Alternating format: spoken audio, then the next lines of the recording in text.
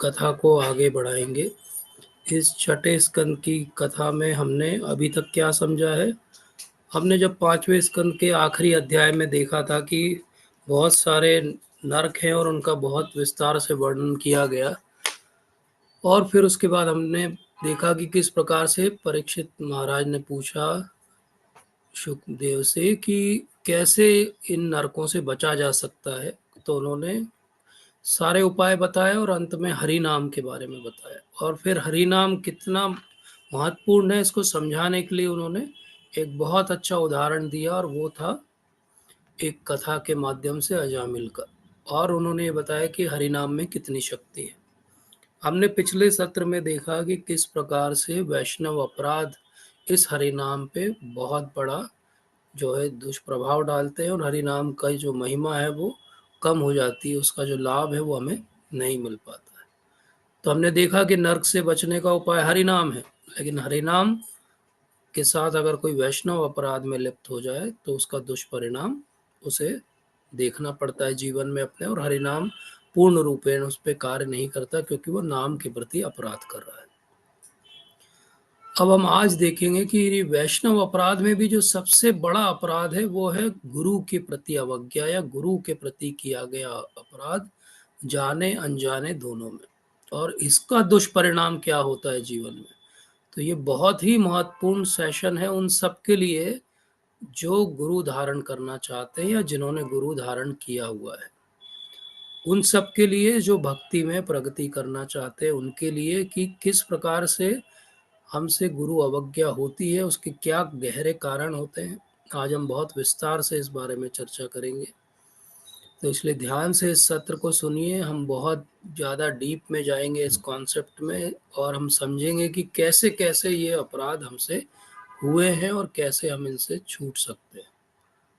तो ऐसा कहा गया कि जो मनुष्य का शरीर है वो एक नाव के समान है, और ये इतनी अच्छी नाव है कि इससे भव सागर को पार किया जा सकता है। लेकिन कब पार किया जा सकता है? जब इस नाव का जो सेनापति हो, जो कैप्टन हो, वो कौन हो? वो गुरु हो। गुरु अगर इस नाव को चलाएंगे तो हम जरूर इस संसार से अपने आप को बाहर निकाल पाएंगे, और अगर ऐसा नहीं करेंगे तो हम इसी प्रपंच में जो है वो फंसे रहेंगे। तो ये हम आगे जब 11वें स्कंद में जाएंगे भागवत के, तो ये विस्तार से इस बारे में चर्चा होगी कैसा ये शरीर है जो नाव की तरह है। लेकिन अगर कोई नाव बनाए और वो पत्थर की नाव बनाए, तो क्या वो पत्थर की नाव तैरेगी? वो पत्थर की नाव नहीं तैरेगी, वो क्या होगी? डूब जाएगी। और साथ में जो बैठे हुए यात्री हैं वो भी डूब जाएंगे। इसी प्रकार से हमको ये शरीर मिला है जो कि एक नाव की तरह है, लेकिन अगर हम गुरु के प्रति अवज्ञा करते हैं तो ये नाव पत्थर की नाव बन जाती है जो डूब जाएगी और हमें भी डुबा देगी, और हमारी भी जो है वो जो इस डिजायर्ड सक्सेस थी इस जीवन की वो हमको नहीं मिलेगी। तो कई लोग ये प्रश्न करते हैं कि हम तो कई समय से हरिनाम कर रहे हैं, हमारे ऊपर हरिनाम का कोई प्रभाव क्यों नहीं हो रहा? ऐसा क्यों नहीं हो रहा है कि हरिनाम करने से हमारे मन में रोमांच हो जाए? ऐसा क्यों नहीं हो रहा कि भगवान के दर्शन हो जाए?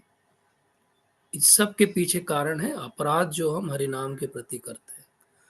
और जो सबसे बड़ा अपराध है जिससे भगवान सबसे ज्यादा कुपित होते हैं वो है गुरु की अवज्ञा। गुरु के वाक्यों पर, गुरु की वाणी पर अगर हमें कॉन्फिडेंस नहीं है, अगर विश्वास नहीं है, अगर श्रद्धा नहीं है, तो फिर हमारा जो भी नाम हम ले रहे हैं वो खोखला नाम है, उससे कुछ भी नहीं होने वाला। जैसे कि कहा गया कि वैष्णव अपराध कैसा है? वो हाथी की तरह है जो पूरे कई सालों का किया हुआ हमारा सारा भक्ति का प्रयास नष्ट कर देता है। और वो हाथी भी सबसे बलवान वैष्णव अपराध क्या है?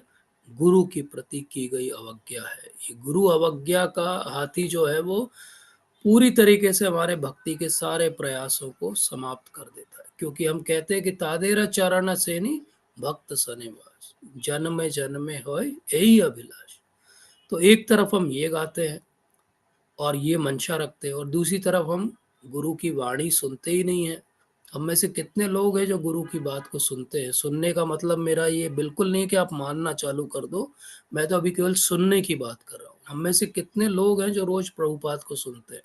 हम में से कितने लोग हैं जो रोज प्रभुपाद को पढ़ते हैं? हम में से कितने लोग हैं अगर गुरु धारण किया हुआ है तो उनका एक लेक्चर भी हम रोज सुनते हैं और फिर हम कहते हैं हमारी भक्ति में प्रगति नहीं हो रही। भक्ति में प्रगति आपकी बिल्कुल नहीं होगी, क्योंकि ये प्रभुपाद ने बोल दिया है। मैक्सिको, फरवरी 11, 1975। याद कर लीजिए इस लाइन को, कि डिसाइपल का मतलब है डिसिप्लिन में रहना। जो डिसिप्लिन में रहेगा वो ही डिसाइपल है। प्रभुपाद कहते हैं कि गुरु शिष्य का संबंध एक कॉन्ट्रैक्ट जैसा है। कॉन्ट्रैक्ट में दोनों तरफ से कुछ शर्तें होती है और दोनों तरफ से कुछ प्रोमिसेस होते हैं, और वो कॉन्ट्रैक्ट उसी क्षण नल एंड वॉइड हो जाता है जब उनमें से एक भी पार्टी जो है अपनी शर्तों को पूरा नहीं करती। तो इसीलिए कहा गया कि यस्य देवे परा भक्ति यथा देवे तथा गुरु। जितना आप भगवान पे विश्वास करते हो, श्रद्धा करते हो और उनकी सेवा करने की मन में इच्छा करते हो, उतनी ही गुरु के प्रति श्रद्धा, विश्वास और सेवा की इच्छा होनी चाहिए। गुरु तो हमने धारण कर लिया, लेकिन हम गुरु की वाणी को सुनते ही नहीं है अगर, तो वो केवल दिखावे के गुरु हो गए, फैशन के गुरु हो गए। हमारे भी गुरु हैं, देखो फोटो लगा हुआ है, लेकिन क्या आप उनकी बात सुनते हो? अरे मानना तो दूर की बात है, सुनेंगे तब तो मानना चालू करेंगे। क्या आपका एक अट्रैक्शन है गुरु के चरणों के लिए? क्या आज गुरु सामने खड़े हो जाए और बोले कि ये करना है, तो आप कोई एक्सक्यूज ढूंढोगे कि आप हाथ जोड़ के बोलोगे जी गुरुदेव आप जो बोले, आपका आदेश मैं बाद में सुनूंगा, हाँ मैं आपको पहले कर देता हूँ? क्या ऐसा भाव है हमारे अंदर? जब हमारी श्रद्धा इतनी निचले दर्जे की है, प्रभुपाद कहते हैं उसको फोर्थ डिग्री फेथ, प्रभुपाद ने शब्द यूज किया। बोले 3 डिग्री के भी लोग नहीं है वो, चौथी डिग्री के लोग हैं वो, जो गुरु की बात नहीं सुनते। गुरु ने जब इनिशिएशन दिया तो सारे हमारे पुराने कितने सारे जन्मों के कर्म बेचारे उन्होंने अपने ऊपर ले लिए। उसके लिए क्या क्या नहीं, वो बीमार हो जाते हैं, कभी कभी परेशान होते हैं, और हम क्या करते हैं, हम तो सुनना ही नहीं चाहते। और आप भागवत पढ़ो कभी तो fourth canto, fifth canto, twelfth canto, third canto, सब जगह एक शब्द आया पाखंडी। और पाखंडी शब्द किसके लिए आया? बोले वो व्यक्ति जो गुरु धारण करता है लेकिन गुरु को अवज्ञा करता है। पाखंडी का और कोई अर्थ नहीं है। भागवत के आधार पे पाखंडी का एक ही अर्थ है, और वो क्या है? एक ही अर्थ है, जो कि गुरु की बात को नहीं मानता, वही पाखंडी। तो प्रभुपाद प्रश्न उठाते हैं कि जो गुरु के प्रति अवज्ञा करता है वो भक्ति में और खास करके नाम में कैसे प्रगति करेगा? कभी नहीं कर सकता है। प्रभुपाद के वर्ड, प्रभुपाद ने एक फ्रेज कहा, मुझे हमेशा याद रहता है। वो प्रभुपाद कहते हैं एक जगह कि then everything is finished in the beginning. बोले अगर कोई गुरु के प्रति अवज्ञा कर रहा है तो शुरुआत में ही समाप्ति हो गई उसकी भक्ति की। गुरु अवज्ञा इतना घोर अपराध है, इतना घोर अपराध है। चाहे वो शिक्षा गुरु के प्रति की हुई अवज्ञा हो या दीक्षा गुरु के प्रति की हुई। इसलिए हम चाहे नाम जप में जब हम 10 अपराधों का वर्णन करते हैं, तो चाहे पहला अपराध आप ध्यान से समझ लो, चाहे आप तीसरा अपराध समझ लो, इवन चौथे अपराध को भी, घूम फिर के बात वहीं पे आती सारे अपराधों में, कि गुरु की अवज्ञा हो रही। क्योंकि गुरु ने तो हमें नाम दिया था। नाम में प्रगति, नाम में रुचि, नाम में निष्ठा कब होगी? जब गुरु के प्रति हमारा भाव जो है वो विनम्रता का होगा। जब ये भाव होगा कि हाँ गुरुदेव कितने महान आचार्य हैं हमारे, कितने महान हैं कि वो मेरी कोई योग्यता न होते हुए सब कुछ मुझे देने के लिए तैयार है। योग्यता विचारे कछु नहीं पाए, तुम्हारा करुण सारा। हे गुरुदेव मेरी कोई योग्यता नहीं, आपने कृपा का बिंदु दे दिया, मैं कैसे धारण करूंगा मुझे ये भी नहीं पता। हाँ लेकिन मैं अपने अंदर एक योग्यता लाऊंगा, मैं आपकी बात सुनूंगा। कितनी समझ में आएगी मुझे नहीं पता, लेकिन मैं सुनता रहूंगा, मैं सुनता रहूंगा। मैं इस जन्म नहीं, हर जन्म में मैं आपका शिष्य हूँ। जब तक मैं परफेक्ट नहीं हूँगा, मुझे पता है कि आप आते रहेंगे मेरे लिए। मैं हर बार आपकी बात सुनूंगा, हर जन्म में सुनूंगा, और मुझे पता है कि मैंने आज तक आपकी बात नहीं सुनी, इसलिए मैं यहाँ पे हूँ। ये भाव हम में से कितने लोगों का है? कितने लोगों का ये भाव है कि अगर गुरुदेव ने कोई लेक्चर लिया है तो वो मेरे लिए लिया है पर्सनली। गुरुदेव ने अगर कोई पुस्तक लिखी तो वो मेरे लिए लिखी है, मेरे ही लिए लिखी है बस। किसी और के लिए नहीं लिखी है। वो लेक्चर केवल मुझे दे रहे हैं। हम सब कहते नहीं हमारा पर्सनल एसोसिएशन नहीं है गुरु महाराज से, पर्सनल एसोसिएशन नहीं है। सब कोई आजकल फोटो खिंचाना चाहते गुरु के बैकग्राउंड में रख के। पर्सनल एसोसिएशन यही है कि गुरु ने क्या बोला है वो कितना याद है हमको। हम क्या 10 लेक्चर भी हमारे गुरु महाराज के ऐसे कोट कर सकते हैं कि महाराज ने 95 में ये कहा था, 99 में ये कहा था, रशिया में ये कहा था, अमेरिका में ये कहा था। 10 लेक्चर भी हमको याद है क्या गुरु महाराज के? 10 शिक्षाएं हमको बोल दी जाए कि लिख के दे दो 10 शिक्षाएं गुरु की। आज तो मैं ये आपको होमवर्क देता हूं सबको, 10 शिक्षाएं लिखी अपने गुरु की, प्रभुपाद की 10 शिक्षाएं भी आपको डेट टाइम के साथ याद है क्या गुरु महाराज की? और हम बात करते हैं हमने गुरु धारण किया है। ये केवल डिसरिस्पेक्ट है गुरु के प्रति और कुछ नहीं। और ऐसी एक कथा अब आएगी भागवत के अंदर, जब एक के बाद एक गुरु अवज्ञा से कितना घोर दुष्परिणाम होता है वो हमें आज दिखाई देगा। हम देख चुके पहले भी इंद्र के बारे में, हम सब जानते हैं कि वो सकाम कर्मी हैं, देवता है, इसलिए उनका भाव हमेशा रहता है कि कुछ ना कुछ उनसे अपराध हो जाता है। भगवान की लीला भी है। एक बार परम पूज्य राधानाथ स्वामी महाराज से किसी ने पूछा था इंद्र से बार बार ऐसी मिस्टेक्स क्यों होती है, तो महाराज ने सबसे पहले हाथ जोड़े, बोले वांछा कल्पतरुभ्यश्च कृपा सिंधुभ्यैव च पतितानां पावनेभ्यो वैष्णवेभ्यो नमो नमः। बोले इंद्र बहुत बड़े वैष्णव हैं, ये भगवान की लीला में पार्टिसिपेट करने के लिए वो इस तरह से भी चरित्र दिखाने के लिए तैयार है, क्योंकि वो इतने सरेंडर्ड सोल है। तो सबसे पहले हम भी इंद्र महाराज से ये क्षमा याचना करते हैं कि हम आपकी कथा करेंगे आगे। हमारा कोई भी क्वालिफिकेशन नहीं है कि आपके ऊपर हम कुछ भी बोलें, लेकिन क्योंकि आपने एक लीला में पार्टिसिपेट किया है और उससे बहुत सारी सीख हम लोगों को दी है, तो हम कुछ कुछ आपके लिए ऐसा बोलेंगे। लेकिन हमारे हृदय से कोई भी ऐसी मंशा नहीं है कि हम आपके प्रति कोई भी अवज्ञा करें। तो इससे हम चालू करते हैं। हमने पहले पृथु महाराज की कथा में चौथे स्कंद में देखा था कि कैसे इंद्र जो है वो पृथु महाराज के यज्ञ को रोकने का पूरा प्रयास करते हैं। और फिर हमको पता है सबको, भारत में दशम स्कंद में वो कथाएं आएंगी कि जब भगवान गोवर्धन धारण करेंगे, क्योंकि इंद्र कुपित हो जाएंगे, क्योंकि उनकी पूजा बंद हो गई। फिर वो नीचे आके सुरभि गाय के साथ मिलेंगे, भगवान से क्षमा याचना करेंगे। लेकिन भगवान जब द्वारका शिफ्ट हो जाएंगे और वो इतनी इंद्र की हेल्प करेंगे, और उसके बाद भी वो एक परिजात का पेड़ लेने के लिए ऊपर जाएंगे सत्यभामा के लिए, और उस बात पे इंद्र फिर से भगवान से लड़ लेंगे। तो चाहे हम दशम स्कंद के 25वें अध्याय को देखें या 59 चैप्टर को देखें, चाहे हम चौथे स्कंद के 19वें अध्याय को देखें, हर जगह इंद्र से कुछ ना कुछ ऐसा हो जाता है, क्योंकि वो प्राइड में है, पफ्ड अप है। तो एक बार इंद्र जो है वो अपने बहुत बड़ी उनकी इंद्र सभा है उसमें बैठे हुए हैं, और बहुत सुंदर जो है वो नृत्य और गान चल रहा है। और उसी समय इंद्र के जो गुरुदेव हैं बृहस्पति, वो आते हैं उसी हॉल में, और इंद्र उनको देख लेते हैं। लेकिन वो एंडिंग चल रही है म्यूजिक की, तो वो उसमें मग्न है, तो वो ध्यान नहीं देते उनको। और जैसे ही वो म्यूजिक खत्म होता है, उनका एकदम ध्यान जाता है कि गुरुदेव कहाँ गए। बोले गुरुदेव तो आए थे लेकिन चले गए। और जब वो देखते हैं कि अरे गुरुदेव चले गए, तो उतने से उनको समझ में आ जाता है, वो भी इंटेलिजेंट है, कि ये तो घोर अपराध मुझसे हो चुका है कि गुरुदेव के आने पे मैं खड़ा नहीं हुआ।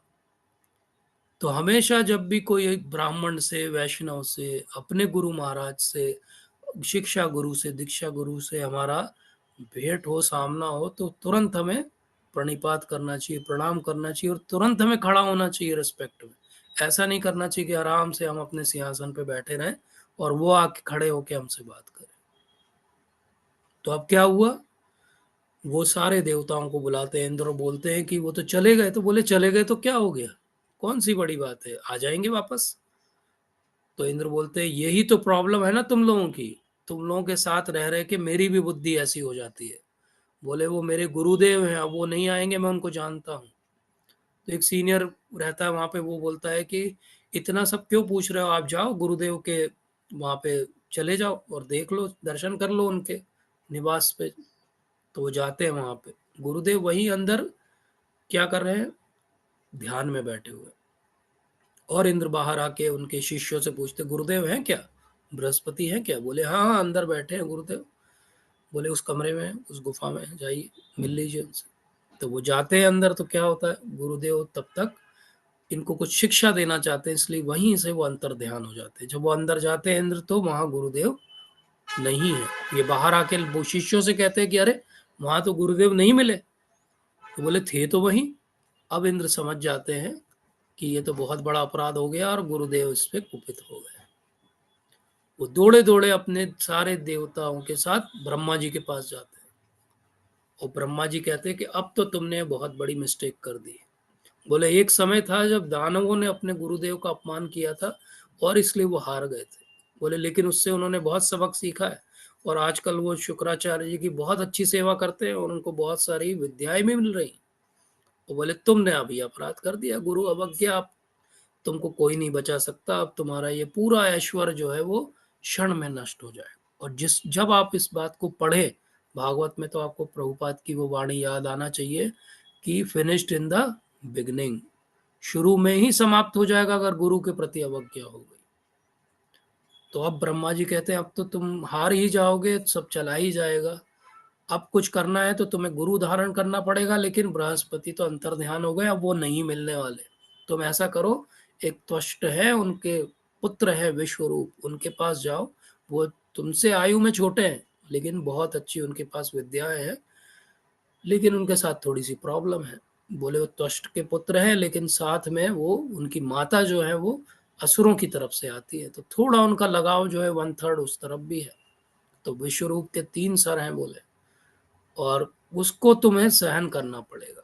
अगर उसका देवताओं के लिए वो गुरु बनने को तैयार हो जाते हैं, तो उनका दानवों के प्रति जो एक स्वाभाविक प्रेम है, क्योंकि उनकी माता उस तरफ से आती है, उसको तुम्हें सहन करना पड़ेगा। अगर तुमने वो सहन नहीं किया, तो देन यू हैव इट।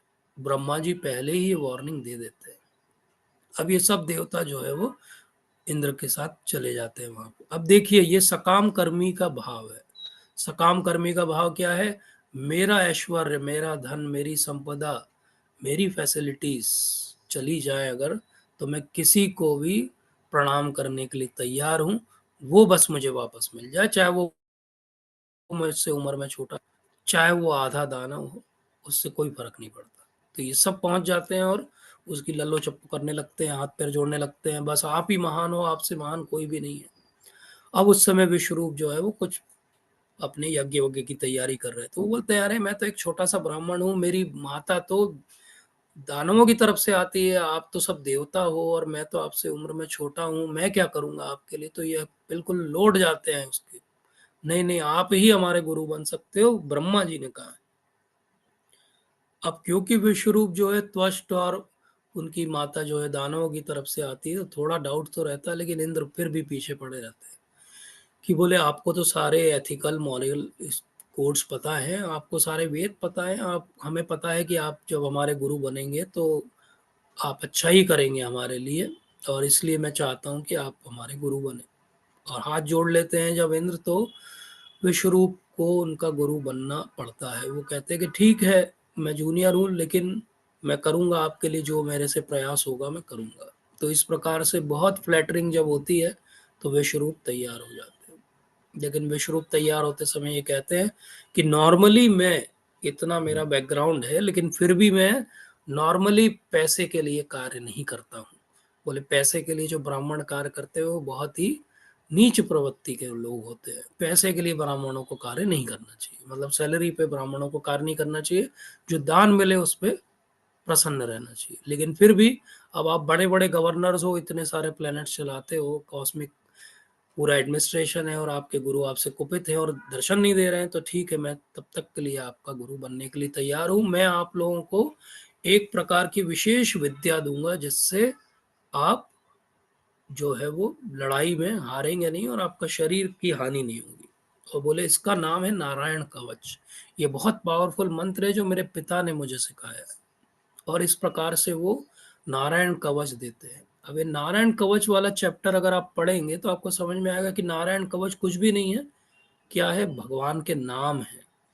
तो ये जो हरि नाम का हमने सुना था, एक्चुअली अजामिल की कथा में वही हरि नाम की महिमा अभी भी चल रही है। अगर आप टेक्निकली कभी समझोगे तो वही हरिनाम की महिमा जो है अभी भी चल रही है। वही हरिनाम की महिमा एक विशेष तरीके से नारायण कवच के रूप में। तो वो कहते हैं कि अलग अलग भगवान के बहुत सुंदर नाम है, जैसे ओम नमो नारायण, ओम नमो भगवते वासुदेवाय, ओम वैष्णवे नमः। बोले इस प्रकार से भगवान के अलग अलग नामों को हमको इवोक करना है, अपने शरीर की शुद्धि करना है, अंग न्यास करना है, आचमन करना है, और उसके बाद ये नारायण कवच अपने शरीर में अलग अलग स्थानों पे टच करके भगवान के नाम लेके धारण करना है। एक बार ये आप नारायण कवच धारण कर लेंगे तो सब कुछ अच्छा हो जाएगा। तो परीक्षित महाराज पूछते हैं सुखदेव गोस्वामी से कि क्या कोई भी ऐसा ये आर्मर या नारायण कवच ले सकता है? तो वो कहते हैं कि हाँ, नारायण कवच बोले धारण करने की क्या जरूरत है, जिसने भगवान का नाम ध्यान से श्रद्धा से सुन लिया वो किसी भी वस्तु से भयभीत नहीं होगा, और वो हमेशा जो है विजयी होगा, केवल भगवान का नाम सुनने मात्र से। लेकिन बात ये उठती है कि क्या इंद्र कन्विंस हुआ इस बात से? तो इंद्र को भगवान के नाम में श्रद्धा है, इसलिए इंद्र कन्विंस हो गया कि हाँ, ये विश्व रूप जो दे रहा है वो ठीक है। लेकिन फिर भी उसको डाउट था कि ये यज्ञ भी करना चाहिए, कुछ और भी साथ में करना चाहिए। तो जब वो यज्ञ चल रहा था तो इंद्र ने देखा कि ये साथ में क्या कर रहा है, एक एक आहुति जो है वो छुप के देवताओं की तो डाल ही रहा है, दानवों की भी डाल रहा है, दानवों के नाम से भी एक एक आहुति जा रही है। तो इंद्र एकदम से कुपित हो जाता है। तो अब हम देखते हैं कि इंद्र के मन में सबसे पहले क्या था, प्राइड था। उसके मन में एक दम्भ था, जिसके कारण उसने अपने एक गुरु का अपमान किया, क्योंकि वो समय पे खड़ा नहीं हुआ उनके आने पे। अब क्या हुआ, अब पहले ही ब्रह्मा जी ने बोला था कि आप टॉलरेंस रखना, लेकिन इंद्र का टॉलरेंस वहां जवाब दे गया, वो क्रोधित हो गया और उसने विश्व रूप का वध कर दिया। तो एक गुरु अवज्ञा हुई, उससे दूसरी गुरु की हत्या ही हो गई। तो ऐसा ही होता है, हमारे जो वैष्णव अपराध हैं इसी तरह से फल देते हैं। पहला अपराध छोटा होता है और उसका कोई बहुत दुष्परिणाम हमें समझ में नहीं आता, तो हमें लगता है कि कोई बात नहीं, ऐसे ही चलती है दुनिया, कभी कभी गुरु को भी बुरा भला कहा जा सकता है। तो फिर अगला अपराध उससे बड़ा होता है। इंद्र का पहला अपराध था सभा में खड़ा ना होना। दूसरा अपराध हो गया, जिसको गुरु धारण किया था उसका ही वध कर दिया, उसके तीनों सिर जो है उसने काट दिए। अब ये तीनों सिर काट दिए तो वो तीनों सिर जो है वो अलग अलग तीन तरह के जो है वो पक्षी बन गए, और जीवन जो है वो ऐसा हो गया। उसके बाद विश्वरूप मर गया, तो जो त्वष्ट उनके पिता थे वो बहुत क्रोधित हो गए। वो बहुत क्रोधित हो गए तो उन्होंने बोला कि अब ये इंद्र को कुछ तो जवाब देना पड़ेगा। इंद्र को कैसे जवाब देंगे? बोले हम यज्ञ करेंगे और यज्ञ में एक राक्षस का निर्माण करेंगे। तो यज्ञ करते समय जो त्वष्ट थे उनसे थोड़ा सा प्रोनाउंसिएशन का मिस्टेक हो गया, यज्ञ में या कर्म कांड में, ये बहुत विशेष बात है जिसका ध्यान रखना चाहिए। तो अब क्या हुआ, जैसे ही वो मिस्टेक हुआ तो उनको बोलना ये था कि ऐसा हमें वो करना है जो इंद्र के प्रति बैर रखता हो। लेकिन हो क्या गया संस्कृत के मिस प्रोनाउंसिएशन की वजह से, कि इंद्र जिसके प्रति बैर रखता हो। तो ये एक नया जो है वो राक्षस पैदा हो गया, लेकिन ये राक्षस ऐसा हो गया जो इंद्र के प्रति भगवान का वो भक्त था, और इंद्र उसके प्रति बैर रख रहा था, लेकिन वो भक्त था इसलिए वो अपनी लीला करने के लिए आया था। अब ये राक्षस कौन है और इनका आगे क्या होता है, ये हम जो है वो अगले सेशन में समझेंगे विस्तार से। लेकिन अभी हम ये समझेंगे कि ये जो गुरु के प्रति अवज्ञा हुई इसका क्या हुआ, इस गुरु के प्रति अवज्ञा के कारण क्या हुआ। तो गुरु के प्रति अवज्ञा केवल इंद्र की यहीं नहीं रुक गई कि एक जो है वो एक के लिए खड़े नहीं हुए, दूसरे का वध कर दिया।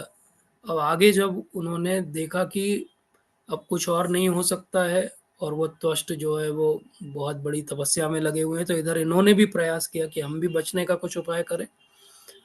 तो बचने का उपाय बोले अब तो कोई और बचा नहीं है, भगवान से ही प्रार्थना करते हैं। तो भगवान की बहुत अच्छी उन्होंने प्रार्थना की, तो भगवान ने उनको आकर दर्शन भी दिए बहुत सुंदर अपने, और उन्होंने कहा कि आप लोग ऐसा करो कि एक बहुत अच्छे ददीची हैं उनके पास जाओ, और वो अपनी हड्डियाँ अगर आपको दान में दे देंगे, तो आप जो है वो जीत सकते हो। उससे एक वज्र बनेगा जो कि किसी को भी वध कर सकता है। तो जो त्वष्ट जो कुछ भी बनाएँगे अपने मिस्टिक पावर से, वो भी आप जो है वो कंट्रोल कर पाओगे। लेकिन आपको क्या करना पड़ेगा, बोले दधीची के बहुत क्लोज़ हैं अश्विनी कुमार।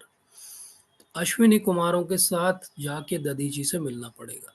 अब ये भी इंद्र के लिए बहुत बड़े अपमान की बात है, क्योंकि कुछ समय पहले ही उन्होंने दधीची और अश्विनी कुमार दोनों का अपमान किया था, क्योंकि अश्विनी कुमार को एक विशेष विद्या थी, वो कोई भी देवता नहीं देना चाहते थे। देवताओं में अश्विनी कुमारों को थोड़ा-सा इन्फीरियर समझा जाता है। तो उस समय दधीची ने कहा था कि मैं ये विद्या आपको दे दूँगा, लेकिन देवताओं ने क्या कहा, जो भी इनको विद्या देगा उनके सर के 1000 टुकड़े हो जाएँगे। तो ये बात लेकर अश्विनी कुमार दधीच के पास गए कि आप ये विद्या देंगे क्या हमें? तो बोले मैं दे दूँगा, लेकिन इस तरह का एक घोषणा है कि जो भी देगा आपको उसके सिर के हज़ारों टुकड़े हो जाएँगे। तो बोले हम डॉक्टर्स हैं, ये देवताओं के डॉक्टर हैं, तो बोले हम एक आपकी प्लास्टिक सर्जरी कर देते हैं, आपको एक घोड़े का सिर लगा देते हैं। बोले घोड़े का सिर लगाने से क्या होगा? बोले घोड़े का सिर लगाने से आप हमें विद्या दे देना, और जैसा कि भविष्यवाणी है, आपका वो घोड़े वाला सिर हज़ारों टुकड़ों में बँट जाएगा और हम आपका ओरिजिनल सिर वापस ट्रांसप्लांट कर देंगे आपको, और इस तरह आप वापस जीवित हो जाओगे। तो दधीच ने कहा कि ठीक है, ऐसा कर सकते हैं। तो अश्विनी कुमारों को वो विद्या मिल गई। अब अश्विनी कुमारों को ये विद्या मिली जिसको बिल्कुल भी इंद्र पसंद नहीं करते थे। अब इंद्र जिसको पसंद नहीं करते हैं और जिसको विद्या नहीं देना चाहते थे, मतलब दधीच और अश्विनी कुमार, अब इंद्र को उन्हीं के पास जाके हाथ जोड़ना पड़ेंगे और क्या मांगना पड़ेगा कि आप हमें अपनी हड्डियां दान में देंगे। हड्डियां दान में देने का मतलब क्या है कि वो मृत्यु को प्राप्त हो जाएंगे। तो अब हम देखेंगे अगले सत्र में कि क्या दधीच जो है वो अपनी हड्डियां देते हैं इंद्र को, क्या ये जो असुर वृत्रासुर बना है ये भगवान का भक्त कैसे हो गया, और ये जो गुरु के प्रति अवज्ञा हुई इंद्र की, इसका अगला फल क्या हुआ। तो इस प्रकार से हम अगर इस पूरे सेशन को समझने का प्रयास करें तो पूरा फोकस भागवतम का यहाँ पर है कि किसी प्रकार से गुरु के प्रति अवज्ञा न हो। अब हम अगर इस बात को थोड़ा सा विस्तार से अब अगले 10 मिनट में समझें, तो मैं सोच रहा था कि एक समय था जब एक ऐसा यज्ञ हुआ था जिसमें एक व्यक्ति आए थे और एक खड़े नहीं हुए थे, और जो खड़े नहीं हुए थे वो भगवान शिव थे। और उस समय जब दक्ष ने एंटर किया तो भगवान शिव खड़े नहीं हुए, और यहाँ पे इंद्र जो हैं वो भी खड़े नहीं हुए। दोनों खड़े नहीं हुए, लेकिन दोनों के खड़े नहीं होने में कितना अंतर है, जमीन आसमान का अंतर। शिव जी कहते हैं कि मैं वासुदेव के ध्यान में था और मैं सब में सबको देखता हूँ, इसलिए मैं सबको रिस्पेक्ट करता हूँ, इसलिए मैं अलग से खड़ा हुआ या नहीं हुआ ये इममटेरियल है। ये वो बाद में उमा को बताते हैं। लेकिन यहाँ इंद्र ने देख लिया था कि उनके गुरु एंटर हुए हैं, और फिर भी वो खड़े नहीं हुए क्योंकि वो म्यूजिक और डांस में व्यस्त थे। तो ये दोनों की मेंटलिटी बिल्कुल अलग अलग है। एक भगवान के ध्यान में था इसलिए वो खड़ा नहीं हुआ, और एक जो है वो इसलिए खड़ा नहीं हुआ क्योंकि उसको लग रहा था बस ये एंडिंग चल रही है, इसके बाद खड़े हो जाएंगे, गुरु तो रोज आते जाते रहते। तो ये क्या हो रहा है, अंग्रेजी में इसको कहते हैं फेमिलियरिटी ब्रीड्स कंटेम्प्ट। बहुत ज़्यादा मिलने जुलने से, बहुत क्लोज होने से गुरु के एक भावना हमारे अंदर आ जाती है कि गुरु भी वैसे ही इस लोक के प्राणी हैं जैसे मैं हूँ। गुरु भी खाना पीना खाते हैं, गुरु भी कभी कभी बीमार पड़ जाते हैं, गुरु भी कभी क्रोधित हो जाते हैं। बोले मैं भी खाना पीना खाता हूँ, मैं भी कभी बीमार पड़ता हूँ, मैं भी कभी क्रोधित हो जाता हूँ, मतलब गुरु में और मुझ में कोई अंतर नहीं। लेकिन ये रिलीजियस एटिकेट नहीं है, ये बहुत ही खराब सोच है, और शिष्य के तौर पे तो ये सोच बहुत ही खराब है। आप देखिए कि बार बार इंद्र से जो है वो अपराध क्यों हो रहा है, क्योंकि एक तो वो सकाम कर्म की साइकिल में फंसे हुए हैं, और दूसरा उनको बहुत ज़्यादा अहंकार है कि मैं सब कुछ कर सकता हूँ, मैं देवता हूँ, मैं देवताओं को भी देवता हूँ। ये जो मद है, ये जो प्राइड है, ये प्राइड जो है ये उनको भगवान की सत्ता को समझने नहीं देता। इंद्र को जो फैसिलिटी दी गई, भगवान के द्वारा दी गई संसार चलाने के लिए, इंद्र उन फैसिलिटीज को हैंडल नहीं कर पा रहे। जैसा हमने शुरू में ही समझा, हम इंद्र भगवान की बहुत रिस्पेक्ट करते हैं, लेकिन इस कथा से वो ये सिखा रहे हैं कि प्राइड के बाद फॉल डाउन आता है। फॉल डाउन तभी आता है जब गुरु को हम किस तरह से देखने लगे। उसको कहते हैं संस्कृत में गुरु नर मतिर। गुरु तो एक नर है, सिंपल से एक ऑर्डिनरी ह्यूमन बीइंग। जिस क्षण हम ये सोचते हैं कि गुरु साधारण से ह्यूमन बीइंग है, उस क्षण हमारी सारी प्रगति में फुल स्टॉप लग जाता है। क्योंकि अगला क्षण ये आएगा और अगली सोच ये आएगी कि जब गुरु साधारण है तो उनकी शिक्षाएं भी साधारण है, और अगर उनकी शिक्षाएं साधारण है, भगवान भी साधारण है। अवजानंती माम मूढ़ा मानुषिम तनुमाश्रम। भगवान कहते हैं कि जो मूर्ख हैं वो कहते हैं कि मैं एक साधारण मनुष्य हूं। मूर्ख हैं वो कहते हैं कि गुरु एक साधारण पुरुष है। मूर्ख हैं जो गुरु के बीच में भेद करते हैं। फिर ये बात आ जाती है कि कौन सीनियर है कौन जूनियर है। प्रभुपाद कहते हैं कि एक इटर्निटी की साइकिल में 5 या 10 साल कोई सीनियर जूनियर से क्या फर्क पड़ता है। इसलिए इम्पोर्टेंट बात क्या है? इम्पोर्टेंट बात यह है कि वो भक्ति में कितना सीनियर है, भक्ति में उसकी समझ और दृढ़ता कितनी है। वो जिसकी भी दृढ़ता हमसे ज्यादा है वो हमारे लिए गुरु के समकक्ष है। हम बार बार पढ़ते हैं अमानी ना मान देना, अमानी ना मान देना। अमानी ना मान देना तो बाद में होगा, अपने गुरु को तो पहले मान दे दें। हम गुरु को ही मान नहीं दे रहे। कितनी बार हम दिन में गुरु को याद करते हैं, कितनी बार हमारे मन में कृतज्ञता की भावना आती कि मैं तो किस गलत रास्ते जा रहा था इस जीवन में, अगर मुझे गुरु नहीं मिले होते, अगर मुझे भक्त नहीं मिले होते तो मेरे जीवन का क्या होता, मैं कहाँ पड़ा होता, न्यू ईयर में किसी नाली में, सड़क पे, किसी एक्सीडेंट में, क्या होता मेरा। कितनी बार हमारे मन में भावना आती कि मेरे किसी भी कृत्य से, चाहे सोच से, कहीं गुरु की कोई अवज्ञा तो नहीं हो रही। कितनी बार हमारे मन में धारणा आती है कि ये विनम्रता का सबसे पहला लक्षण तो ये है कि गुरु के सामने मैं विनम्र हो जाऊं, गुरु को मैं यस बोलने लगूं। प्रभुपाद बार बार बोलते थे यस मैन। यस मैन मतलब जो गुरु ने बोला वो यस। और जो भी उनके ऐसे शिष्य हुए जिन्होंने बोला कि यस प्रभुपाद, वो आज भी बहुत अच्छा कर रहे हैं। और जिनको भी लगा कि नहीं हमको तो प्रभुपाद से ज्यादा आता है, ये बहुत कॉमनली हो। प्रभुपाद एक परपर्ट में लिखते हैं इस बात को, सोचिए मतलब प्रभुपाद कितने व्यथित होंगे, उनके समय की बात है। वो कहते हैं कि जो भी थोड़ा संस्कृत सीख लेता है उसको लगने लगता है कि वो गुरु से ज्यादा उसको आता है।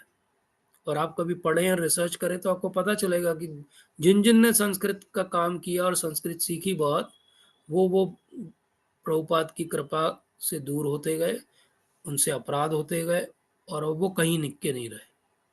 ये कहने में मुझे कोई संकोच नहीं, क्योंकि ये एक हिस्ट्री की बात है जो प्रभुपाद ने अपने परपट में मेंशन की।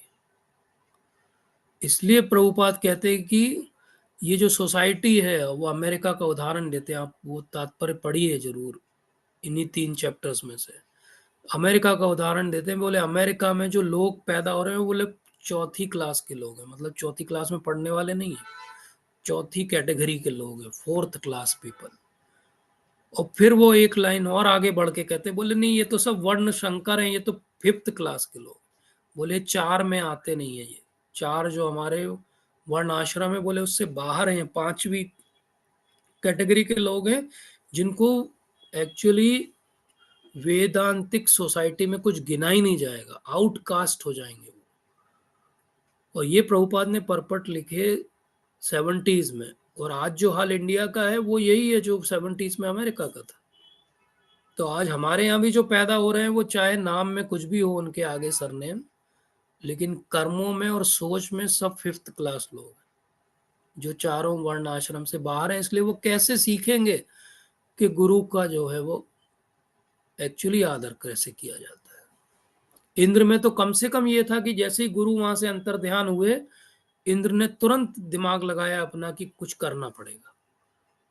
हमें तो ये भी ध्यान नहीं आता, बहुत सारे लोग तो गुरु धारण ही नहीं करते, उनको लगता है दिखाना, हम अकेले अपने आप ही सब कुछ पा लेंगे, भक्ति भी समझ जाएंगे। एबीसीडी सीखने के लिए उनको टीचर की जरूरत पड़ी थी, लेकिन भगवत गीता वो अपने से सीख जाएंगे, भागवतम की गूढ़ रहस्य वो अपने से सीख जाएंगे। ये जो सोच है लोगों की कि ये गाड़ी चलाने के लिए ड्राइविंग स्कूल में जाएंगे, लेकिन जीवन की गाड़ी चलाने के लिए गुरु की जरूरत नहीं है, वो हम खुद पढ़ के समझ लेंगे, हमको सब आता है। जब ये ऑफेंसिव मेंटेलिटी होगी तो गुरु कहाँ से उनको कृपा देंगे। तो हम देखते हैं कि इंद्र ने बृहस्पति को डिसरिस्पेक्ट किया, फिर विश्व रूप को मार दिया, अभी दधीची को मारने को तैयार है वो हड्डियों के लिए। वृत्रासुर भी उसके गुरु के रूप में कार्य करेंगे, उसको भी वो मार देगा। विष्णु ने, भगवान ने जो बोला उस पे उसे विश्वास नहीं है। ब्रह्मा जी ने उसे समझाया था कि तुम विश्व रूप के ऊपर क्रोधित मत होना, उस पे उसे विश्वास नहीं है। एक जो अवज्ञा हुई थी, उस अवज्ञा ने हजारों जीवन और हजारों साल इंद्र का जीवन जो है वो मुश्किल में डाल दी। एक अवज्ञा, वो भी छोटी सी, और एक के बाद एक गलती, एक गलती से दूसरी गलती, दूसरी गलती से तीसरी गलती। तो इसलिए जो डिसओबीडियंस है गुरु का, गुरु के प्रति अवज्ञा है, तो इसमें पहला प्रश्न ये उठता है कि गुरु की माने काय के लिए। आज तो मॉडर्न जमाना है, हम अपनी मर्जी से सब कुछ करेंगे। तो प्रभुपाद कहते हैं कि एक्चुअली जब गुरु की बात मानी जाती है, डिसाइपल का मतलब ये है जो डिसिप्लिन में रहे। जब वो गुरु की बात मानता है तो भगवान कृष्ण उससे प्रसन्न होते हैं, प्रभुपाद के शब्द है, और वो उसे वो शुद्धता देते हैं कि वो उन तक आ सकता है। तो हमें अगर भगवान के पास जाना है तो एक ही रास्ता है, ये मान लीजिए, गुरु के थ्रू। आप डायरेक्टली कोई अप्रोच नहीं कर सकते। इसलिए गुरु के प्रति अवज्ञा सबसे बड़ा अपराध है। मन में भी नहीं होना चाहिए, स्वप्न में भी नहीं होना चाहिए, और सामने और प्रत्यक्ष में होना तो अनहर्ड होना चाहिए। मन में, ध्यान में भी नहीं आना चाहिए कि गुरु की कोई बात को क्या मैं टाल सकता हूँ, क्या मैं गुरु की बात को नजरअंदाज कर सकता हूँ। इसलिए गुरु को मानना है, क्योंकि भगवान के पास जाने का मार्ग केवल गुरु है। आजकल न्यू एज में लोग कहते हैं गुरु की आवश्यकता नहीं है, और ये ज्यादातर कौन लोग कहते हैं, जो खुद गुरु बन के बैठे हैं। अगर गुरु की आवश्यकता नहीं है सर, तो मैं भी आपको क्यों गुरु मानूं? मैं भी अपने रास्ते चलूंगा, मैं भी अपना रास्ता ढूंढ लूंगा जैसे आपने ढूंढा है। मैं आपके डिस्कोर्सेस क्यों सुनूं, मैं आपके लेक्चर क्यों सुनूं, मैं आपको डोनेशन क्यों दूं, मैं आपको फोटो क्यों लगाऊं? तो जब आप कहते हो गुरु की आवश्यकता नहीं, तो आप हटो रास्ते से, हम अपना रास्ता ढूंढ लेंगे। आप क्यों गुरु बनते हो फिर? तो सीधी बात यह है कि गुरु की आवश्यकता है, क्योंकि पहला सत्र जब भागवत का लिया था हमने, एंट्री इनटू भागवतम, भागवत पढ़ने की तैयारी, तब हमने एक शब्द समझा था, निर्मत्सराणाम सताम। निर्मत्सर व्यक्ति, जिसके मन में कोई भी द्वेष नहीं किसी के प्रति, वो ही भागवत में प्रवेश कर सकता है, नहीं तो भागवत केवल कहानी बन के रह जाती। बहुत सारे लोग भागवत करते हैं, बहुत सारे लोग कई सौ भागवत सप्ताह में जाके सुन के आ जाते हैं। क्या जीवन में एक क्षण के लिए और 1% के लिए भी बदलाव होता है? क्यों नहीं होता है? क्योंकि निर्मत्सराणाम सताम, निर्मत्सर बने ही नहीं अपन। निर्मत्सर क्यों नहीं बने? सबसे पहला द्वेष तो गुरु के ही प्रति आ जाता है। अरे वो क्यों बैठे हैं वहां पे सिंहासन पे, उनकी क्यों रोज पूजा हो रही है, मेरी क्यों नहीं हो रही है? दो चार हार मुझे क्यों नहीं पहनाए जाते? गुरु अवज्ञा जो है वो बहुत अंदर तक भरी हुई है। प्रभुपाद ने एक लेक्चर लिया होनोलुलु में, वो कहते हैं कि he is finished immediately. Immediately वो व्यक्ति जो गुरु के प्रति अवज्ञा रखता है, गुरु के प्रति श्रद्धा नहीं रखता, न वो शिक्षा गुरु बनने का अधिकारी है, ना कोई रेस्पेक्ट का अधिकारी है, वो इमीडिएटली फिनिश्ड हो जाता है, खत्म हो जाता है। बहुत रेयर इंस्टेंस में गुरु को त्यागा जा सकता है। जैसे बलि महाराज, सामने वामन देव खड़े हैं और शुक्राचार्य कहते हैं नहीं, तुम मना कर दो इसको, ये छलिया है, ये विष्णु है। बलि महाराज क्या कहते हैं, नहीं नहीं, जो सामने है याचक की मुद्रा में है, वो जो मांगेंगे मैं दूंगा, चाहे वो विष्णु हो। तो बोले मैं गुरु हूं तुम्हारा, मैं तुम्हें मना कर रहा हूं, फिर इसका जो भी आगे होगा परिणाम तुम्हें भोगना होगा। बलि महाराज कहते हैं जो होगा मैं अपने ऊपर धारण करूंगा, लेकिन ये बात मैं आपकी नहीं मानूंगा। गुरु को एक ही बात में टाला जा सकता है, और वो है जब वो गुरु आपको भगवान के पास जाने के लिए रोके। वो ऐसा कोई सदगुरु तो हो नहीं सकता है, इसलिए ऐसा तो कोई नहीं करेगा। इसलिए गुरु को किसी भी रूप में कभी भी टाला नहीं जा सकता, उनकी कोई एक कही हुई बात को भी नहीं टाला जा सकता।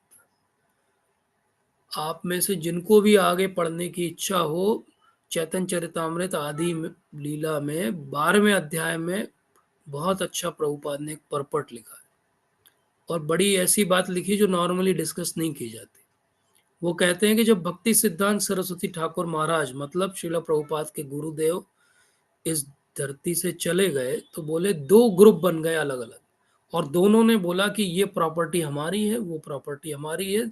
दो आचार्य बन गए, जबकि भक्ति सिद्धांत सरस्वती ठाकुर महाराज ने कहा था कि एक जीबीसी बनाओ जो गवर्न करेगी, एक ग्रुप ऑफ डिवोटीज रहेंगे सीनियर, वो गवर्न करेंगे।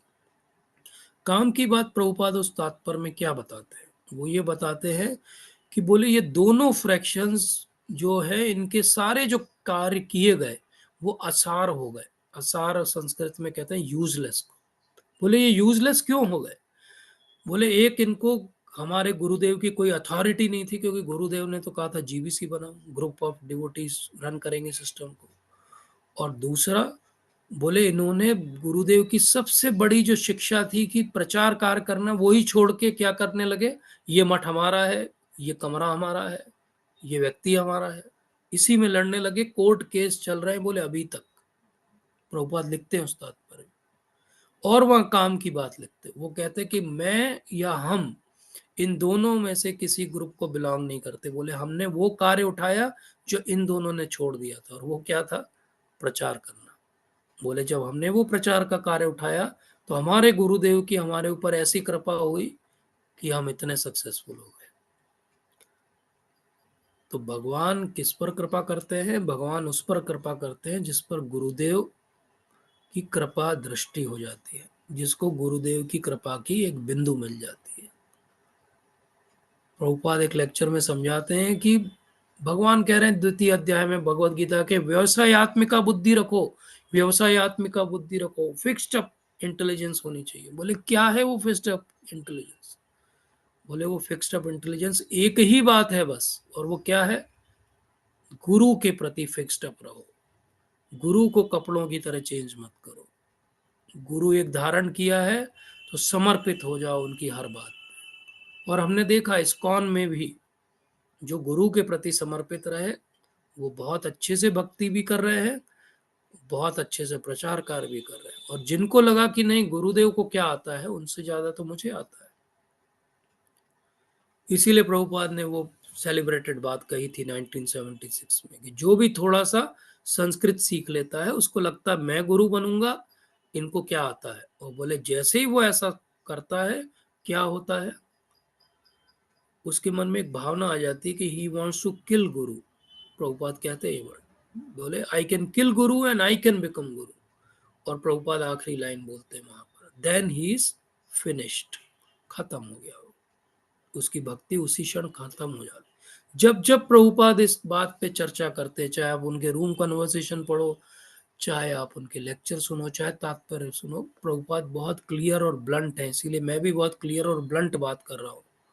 He is finished immediately, his progress is stopped at the beginning only and he is finished। ऐसे शब्द प्रभुपाद कर रहे हैं यूज, क्यों कर रहे हैं, बोले ऐसा व्यक्ति जो गुरु की अवज्ञा करता है, बोले वो तो जेंटलमैन कहलाने के भी लायक नहीं है। बोले कॉमन सेंस की बात है, मैक्सिको में प्रभुपाद ने 75 में कहा। मैं क्यों रेफरेंस के साथ बात कर रहा हूं, ताकि आप लोगों को ऐसा ना लगे कि कोई भी बात बनाई हुई, एक भी बात मैं अपने मन से नहीं कह रहा। प्रभुपाद कहते हैं कि आप जेंटलमैन कहलाने के भी लायक नहीं हो, एक सभ्य पुरुष भी नहीं हो, अगर आप गुरु की बात नहीं मानते। इसीलिए पद्म पुराण में कहा गया कि जिसको लगता है कि ये जो ठाकुर जी बैठे हैं, बोले ये कोई लकड़ी या पत्थर की मूर्ति है, जिनको लगता है कि ये जो गुरुदेव हैं ये कोई ऐसे ही चलते फिरते ऑर्डिनरी पुरुष है, मनुष्य है, जिसको लगता है कि ये वैष्णव जो अच्युत गोत्र में आते हैं, बोले ये किसी एक पर्टिकुलर कास्ट को बिलोंग करते हैं, और जिसको लगता है कि गंगा जो है वो साधारण सा जल है, बोले वो सब के सब कहाँ के भागी हैं? नर्क के भागी हैं। और नर्क का खूब वर्णन हम 5th कैंटो के आखिरी चैप्टर में कर चुके हैं। तो एक विशेष नर्क है जहाँ पे इन सब का भी निवास स्थान है, जिनको लगता है कि भगवान का विग्रह साधारण पत्थर है, जिनको लगता है कि गुरु महाराज एक साधारण से मनुष्य हैं, जिनको लगता है कि भक्त जिनके साथ हम उठते बैठते हैं, बोले ये तो कोई ब्राह्मण है, कोई क्षत्रिय है, कोई पैसे वाला है, कोई गरीब है, कोई बहुत ज़्यादा जानकार है, कोई बिल्कुल अज्ञानी अनपढ़ गंवार है। यही बात को एस्टैब्लिश करने के लिए भक्ति सिद्धांत सरस्वती ठाकुर महाराज ने श्रील गौर किशोर दास बाबा जी से दीक्षा ली। आप जब पढ़ेंगे कभी, आप भक्ति सिद्धांत सरस्वती ठाकुर महाराज की जीवनी पढ़ेंगे तो क्या कहते हैं वो वहां पे, वो कहते हैं कि वो बहुत स्कॉलर आदमी है, सारा ज्योतिष शास्त्र सब, he is extraordinarily intelligent, walking encyclopedia, हर कोई उनको रिस्पेक्ट करता था। बोले जब मैं अपने गुरुदेव से पहली बार मिला तो बोले इनमें से किसी भी बात पे उन्होंने ध्यान नहीं दिया मेरी। बोले उसी क्षण मैंने निर्णय कर लिया कि यही मेरे गुरुदेव है। ये बहुत बड़ी बात है। क्यों वो मेरे गुरुदेव है? क्योंकि उन्होंने मेरी किसी भी ये बाहरी जो उपाधियां उस पर ध्यान नहीं दिया। उन्होंने किस बात पे ध्यान दिया कि मेरी भक्ति कैसी है और उसका वर्धन कैसे हो। और कितनी बार गौर किशोरदास बाबा जी ने वापस कर दिया, मैं नहीं दूंगा दीक्षा, मैं पूछूंगा, आज भगवान से बात नहीं हो पाई, कल पूछूंगा, अगली बार आना देखेंगे। लेकिन हर बार वो हाथ जोड़ के आते रहे कि बस आप बता दीजिए, जब आप बोलेंगे तब मैं दीक्षा ले लूँ। अंत में उन्होंने ये तक कह दिया, अगर आप मुझे दीक्षा नहीं देंगे तो मैं यहीं पे ये जो नदी बह रही है इसमें अपने प्राण त्याग दूंगा, लेकिन मैं कोई और गुरु धारण नहीं करूंगा। तो बोले मैंने ये प्रण लिया है, गौर किशोर दास बाबा जी कहते हैं कि मैं किसी को दीक्षा नहीं दूंगा।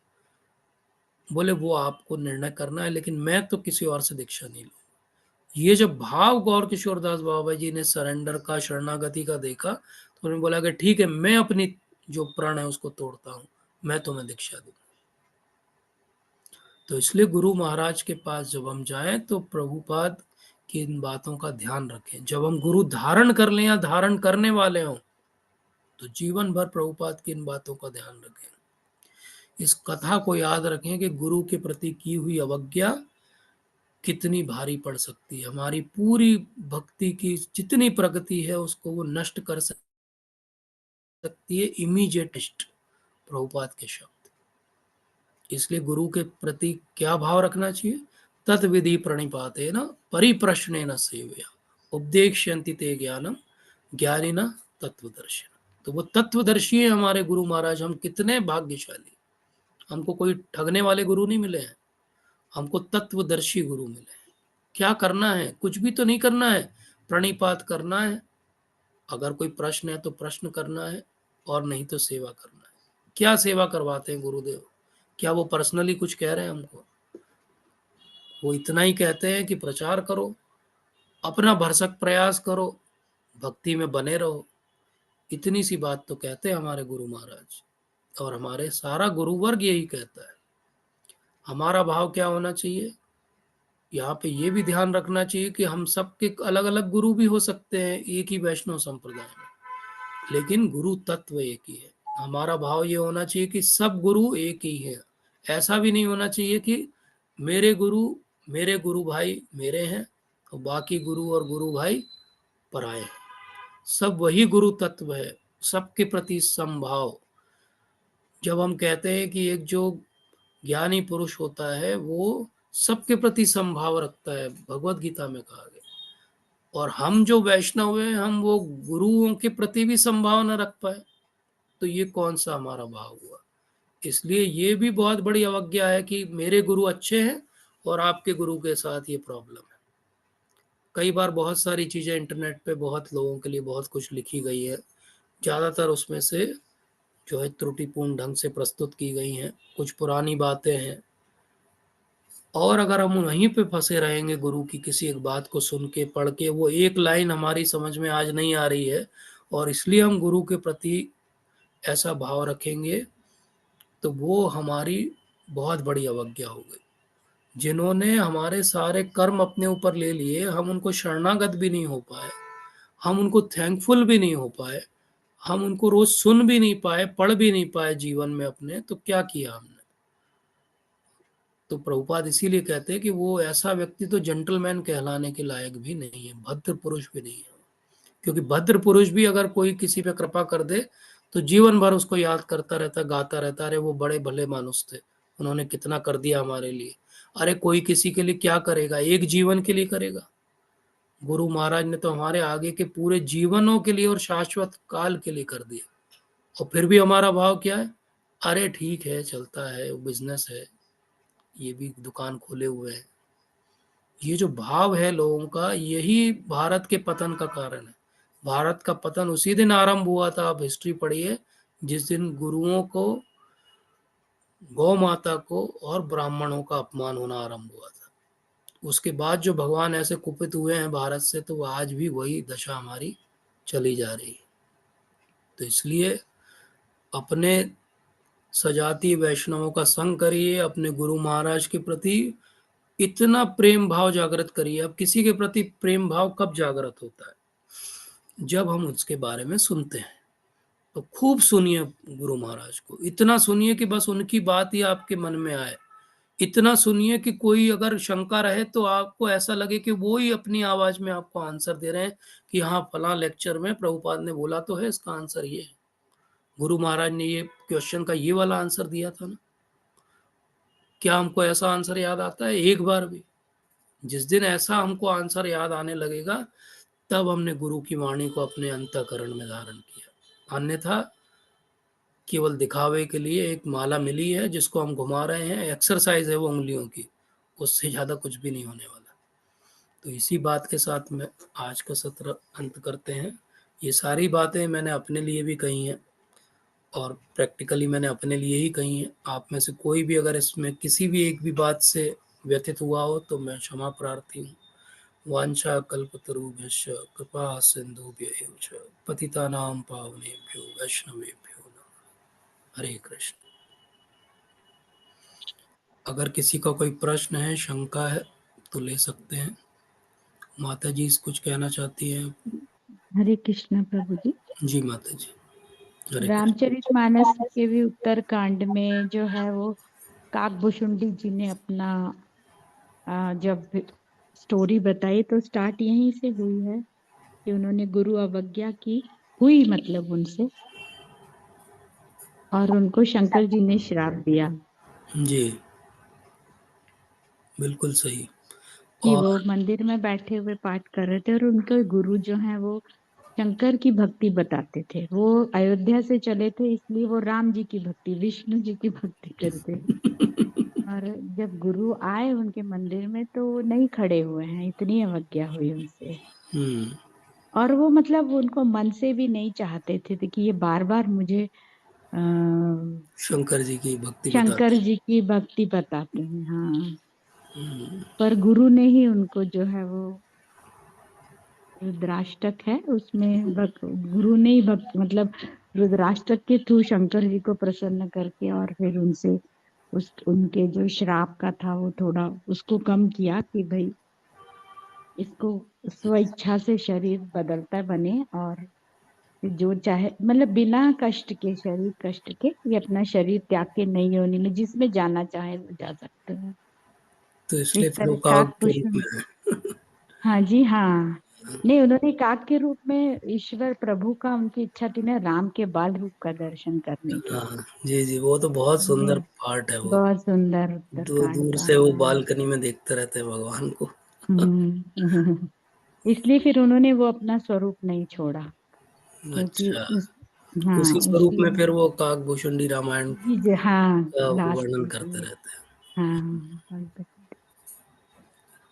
बिल्कुल, गुरु बहुत हो अच्छा गया। माता जी। तो पर इसी, ये है कि अगर जैसे और दूसरा ये भी है कि गुरु तो तत्व है, एक एलिमेंट है, वो तो चाहे कोई भी हो, हमारा गुरु और तुम्हारा गुरु नहीं हो, गुरु तत्व ही सेम ना।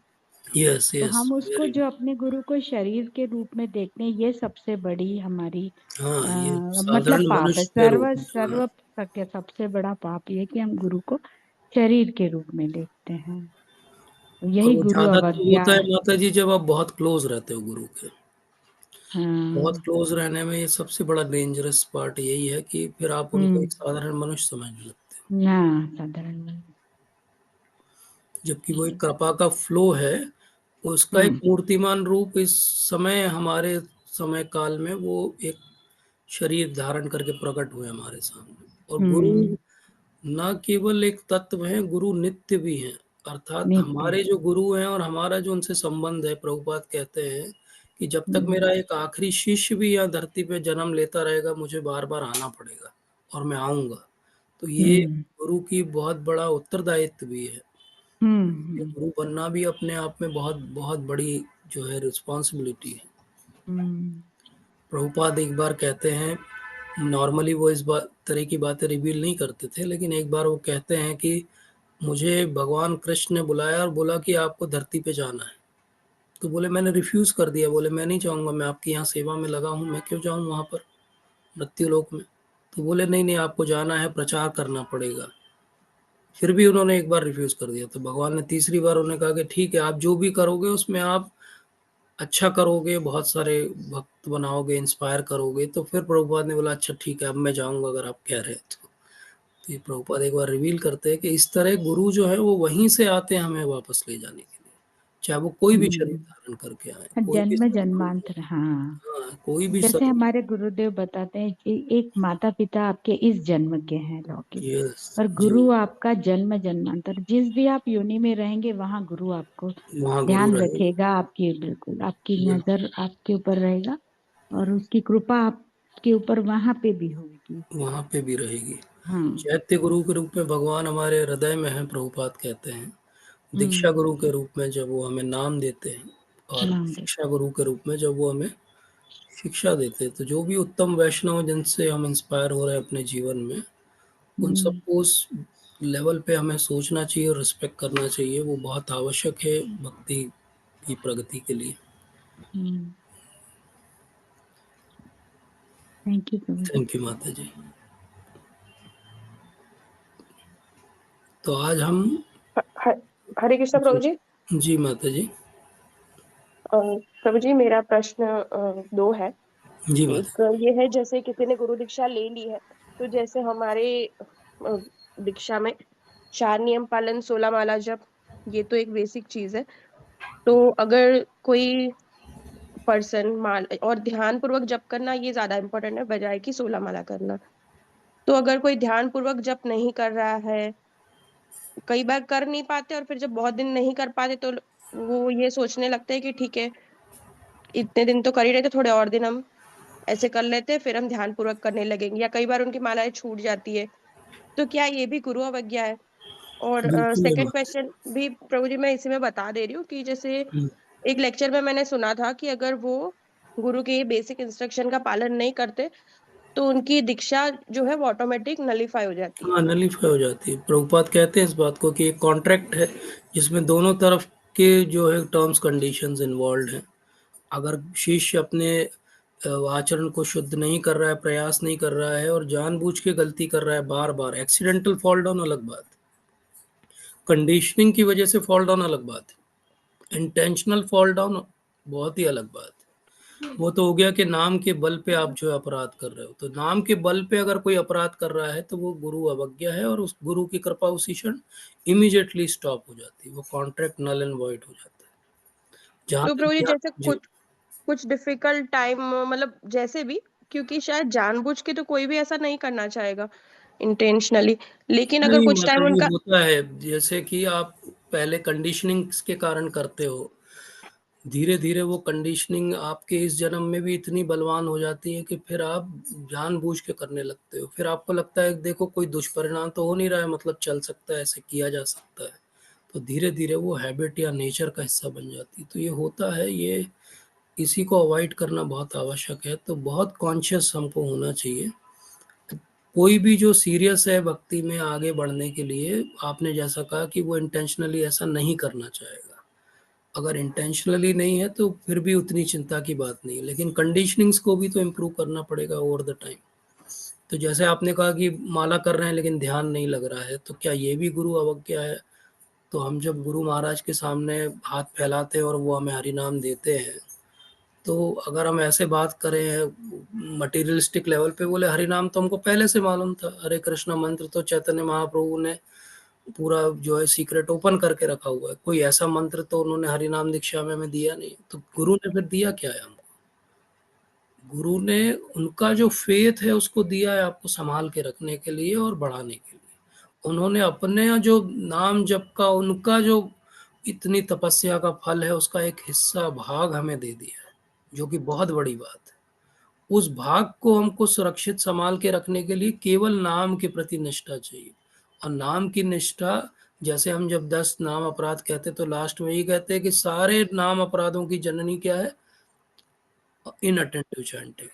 इनअटेंटिव चैंटिंग तो सारे नाम अपराध कराएगी हमसे। इसलिए इनअटेंटिव होना चैंटिंग में तो गुरु अवज्ञा भी करा हो जाएगी हमसे, भगवान के प्रति अवज्ञा भी हो जाएगी, वैष्णव के प्रति भी हो जाएगी, सबके प्रति हो जाएगी। तो इसलिए ध्यान पूर्वक नाम जप करना तो बहुत आवश्यक। ये एक अलग बात है कि ध्यान के जो हैं वो स्तर हैं, हमारे लिए वो ध्यान के स्तर धीरे धीरे ओपन होंगे। भक्ति विनोद ठाकुर महाराज कहते हैं कि वो चेतना हमारी एक फूल के प्रति ऐसी खिलती है धीरे धीरे करके। तो वो चेतना का स्तर जब खुलेगा और खिलेगा तो हमें वो समझ में आएगा कि अरे हम कहाँ के लेवल पे चैंटिंग कर रहे थे और अब कहाँ के लेवल पे।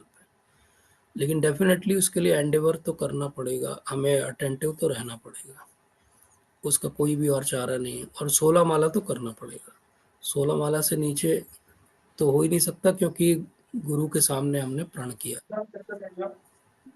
जी प्रभु जी। तो प्रभु जी मैं एक और प्रश्न पूछना चाह रही थी कि जी जैसे कुछ टाइम अगर कोई इस तरह से अच्छे से पालन नहीं कर रहा था, तो जैसे प्रभुपाद कहते हैं कि उनकी जो दीक्षा है वो मतलब नलिफाई मानी जाएगी, लेकिन यस, कुछ टाइम बाद उन्होंने अपने आप को इम्प्रूव किया, अब वो अच्छे से पालन कर रहे हैं, तो in that case in that case automatically that contract will hold, जैसा कि ओके। होता है legally also, कि अब now because you are serious and sincere, the guru is also reciprocating in the same way।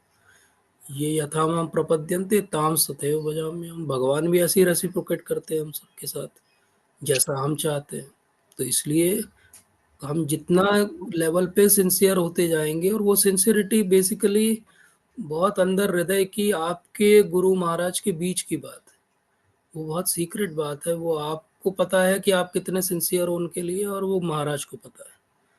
बीच में कोई भी तीसरा व्यक्ति नहीं है जिसको पता हो कि आप कितने सिंसियर हो, या आप कितना उनको, मतलब उसको साधारण भाषा में कहें तो कितने हृदय से आप जो है उनके प्रति शरणागत हो। वो कोई और जज भी नहीं कर सकता, वो भगवान को पता है और गुरु महाराज को पता है। ठीक है माता जी। जी थैंक यू सो मच प्रभु जी। थैंक यू हरे माता, कृष्णा। थैंक यू, हरे कृष्ण। हरे कृष्णा प्रभु जी, दंडवत प्रणाम हरे सभी कृष्ण भक्तों माता को, जी, दंडवत धन्यवाद प्रणाम। प्रणाम। जी माता जी। प्रभु जी जैसे माता जी ने पूछा उसी से रिलेटेड क्वेश्चन है कि जैसे आपने बताया कि सारे कर्म तो गुरु जी ले लेते हैं हमारे, मतलब अगर हम अपराध भी कर रहे हैं तो फिर जैसा माता जी ने पूछा कि अगर कुछ 4 नियमों में से कोई पालन नहीं अगर हो रहा है या कोई अपराध बन रहा है, तो क्या उसका दंड गुरु को भुगतना पड़ता है फिर? डेफिनेटली एक बार आपने दीक्षा ले ली है तो हमारे जो भी अपराध हम कर रहे हैं वो गुरु महाराज अपने ऊपर धारण करते हैं। इसीलिए प्रभुपाद और इवन बाकी भी हमारे जो वर्तमान में गुरु वर्ग हैं वो कई बार हिंट करते हैं कि मेरे जो डिसाइपल्स हैं वो सिंसियरली पालन नहीं कर रहे हैं, इसलिए आई एम नॉट वेल। ये प्रभुपाद ने भी लिखा है और बोला है, लेटर्स में भी लिखा है प्रभुपाद, और अपने मुख से भी बोला है। तो डेफिनेटली गुरु, क्योंकि वो सारे कर्म अपने ऊपर धारण कर रहे हैं। तो अब एक बात यहाँ समझनी है कि गुरु महाराज सर्वशक्तिमान और सब सक्षम है, वो चाहे तो उनमें से कोई भी कर्म अपने ऊपर पचा लें, कोई बड़ी बात नहीं है। लेकिन वो हमें शिक्षा देने के लिए कि देखो आप लोग अपने आप को इम्प्रूव करो, सुधारो, आपने जो प्रॉमिस किया उसको ऑनर करो। उस बात को सिखाने के लिए गुरु महाराज जो है वो इस तरह से एक लीला रचते हैं कि ऐसा लगता है कि अरे वो हमारे कर्मों के कारण बीमार हो गए, क्योंकि उन्होंने वो कर्म अपने ऊपर धारण कर लिए।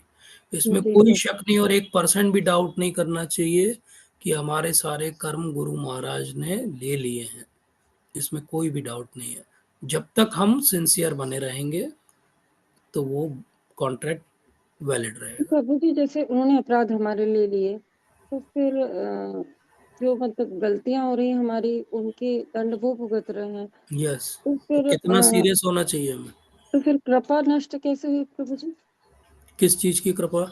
जैसे कि गुरु की कृपा हमारे ऊपर है कि हमारी भक्ति गुरु आगे की बढ़े, कृपा कैसे और नष्ट हम होगी? जब वो देखेंगे कि ये एक्सीडेंटल फॉल डाउन था और इस एक्सीडेंटल फॉल डाउन के कारण उसने जो भी कर्म किया, वो जो उसने भोगा, उसका कर्म जो है वो गुरु में अपने ऊपर ले लिया।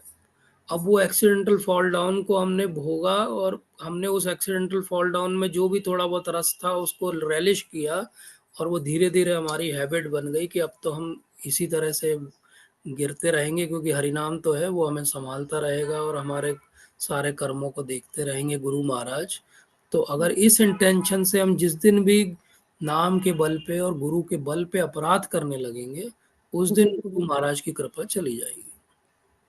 तो फिर वो इंटेंशनल जो फॉल डाउन और अनइंटेंशनल फॉल डाउन, ये डिफरेंशिएशन समझना बहुत जरूरी है।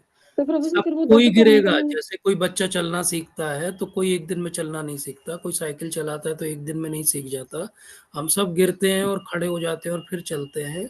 वो गिरना एक्सीडेंटल था, वो गिरना इंटेंशनल नहीं था, इसलिए गुरु महाराज उस चीज को माफ कर देंगे। हरिनाम भी उसको जो है वो माफ कर देंगे। हरिनाम प्रभु भी बोलेंगे ठीक है कोई बात नहीं।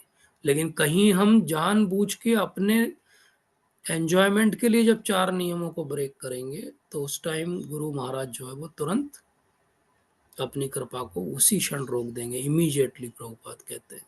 उसके लिए कोई फाइल नहीं मूव होगी कि भैया ये फाइल चल रही है, पहुंचेगी हेड ऑफिस तो फिर निर्णय होगा जब साइन होगा। वो इमीडिएट है, वो गेटवे जो है वो तुरंत बंद हो जाएगा कृपा। जी प्रभु जी, पर तो फिर दंड भी शिष्य को मिलना चाहिए, गुरु को क्यों बहुत मिलना बुरा दंड चाहिए? मिलेगा, बहुत बुरा दंड मिलेगा। आप पढ़ो कभी गरुड़ पुराण कि गुरु अवज्ञा के व्यक्ति के साथ क्या होता है।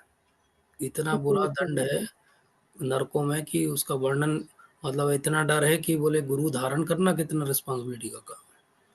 जितनी जी ज्यादा प्रभु जी, रिस्पॉन्सिबिलिटी का कार्य है उतनी रिस्पॉन्सिबिलिटी हमको करते वक्त भी दिखानी पड़ेगी। सिंपल सी बात है। कोई पायलट अगर बन जाए तो उसको बड़े डिलीजेंटली हर बार फ्लाई करना पड़ेगा। वो ये नहीं कह सकता कि 4 फ्लाइट मैंने बढ़िया चलाई थी, 5वीं फ्लाइट में मैं थोड़ा सा सो जाता हूँ। जी हर प्रभु क्षण जी, उसको विजिलेंट रहना पड़ेगा।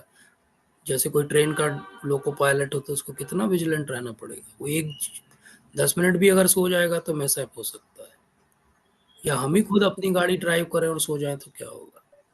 तो इसलिए जैसे एक सिंपल गाड़ी ड्राइव करने में हम 5 मिनट नहीं सो सकते, तो हरि नाम है जिस जो हमको गोलोक ले जाएगा, उसमें हम सो जाएंगे तो कैसे काम चलेगा। जी, सिंपल सी थैंक बात। यू ठीक है बात। प्रभु जी। एक क्वेश्चन और था, जैसे आपने नारायण कवच के बारे में बताया कि इंद्र जी को मिलता है, तो प्रभु जी नारायण कवच में आपने बताया कि बहुत सारे नाम होते हैं, तो जब बहुत सारे नाम होते हैं तो जैसे कि एक ही नाम में नामनाकारी बहुधा, तो एक ही यस, नाम में। इसीलिए तो बात है, इसीलिए मैंने नारायण कवच पे बहुत विस्तार से चर्चा नहीं की।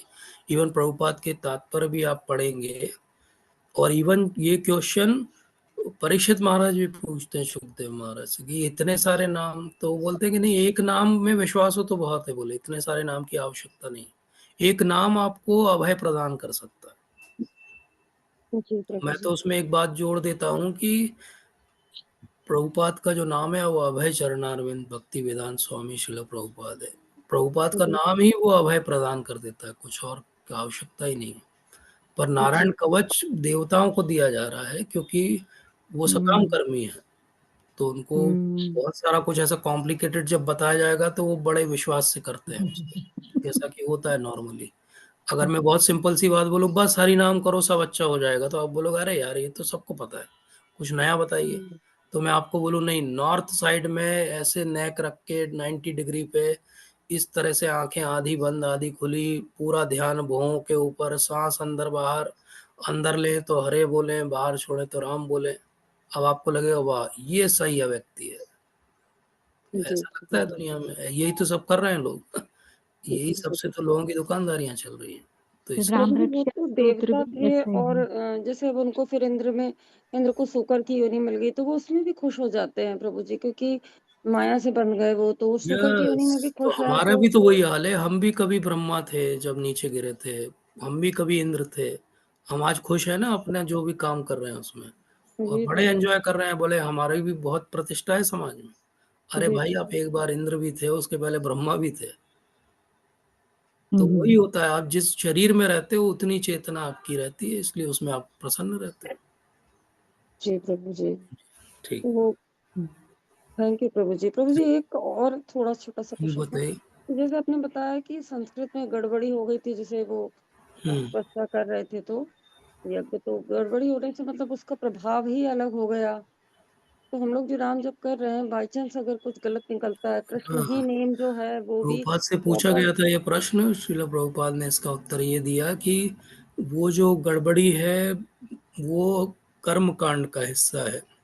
वो जो यज्ञ कर रहे हैं वो कर्म कांड का हिस्सा है। कर्म कांड में वैदिक उच्चारण बहुत शुद्ध होना चाहिए। उसमें थोड़ा भी जो है वो त्रुटि बहुत अर्थ को बदल देता है। लेकिन हरि नाम जो है वो कर्म कांड नहीं है। तो हरि नाम में जैसे चाइनीज लोग हैं वो हा नहीं बोल पाते, रशियन लोग भी ठीक से प्रोनाउंस नहीं कर पाते णा को। तो जी प्रभुपाद से पूछा गया कि इनका क्या होगा। बोले कृष्ण बोलना चाहिए, कृष्णा बोलते हैं, कृष्णा बोलते हैं, कृष्ण बोलते हैं। तो बोले ये भगवान का नाम एब्सोल्यूट है, उसमें इस बात से कोई अंतर नहीं पड़ता कि हमारा प्रोनाउंसिएशन कैसा है। हमें जी ये प्रभु पता होना चाहिए कि वो नाम किसके लिए बोला जा रहा है, वो स्पष्ट होना चाहिए। वो जी। स्पष्ट होना सबसे पहले आवश्यक है। ठीक है माता जी। थैंक यू प्रभु जी। जी, हरे थैंक कृष्णा, दंडवत यू। प्रणाम। चंद्रकांत प्रभु जी कुछ कहना चाहते हैं? हरे कृष्णा प्रभु जी, दंडवत प्रणाम। माता जी धन्यवाद, प्रणाम। प्रभु जी जी प्रभु जी 2 साल से मेरे पिताजी मतलब रोज शरीर सही हुए हैं।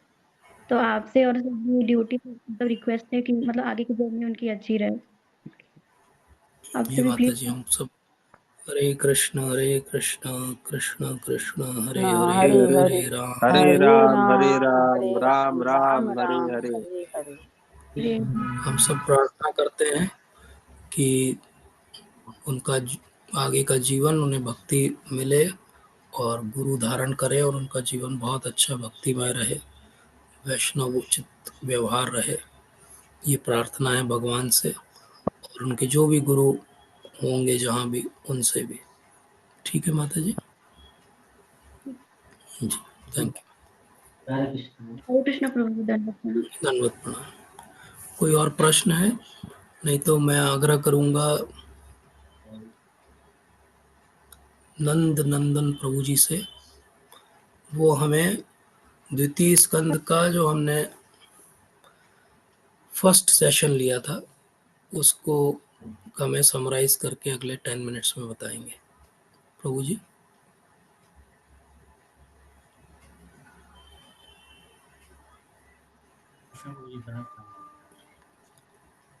हरे कृष्ण प्रभु जी।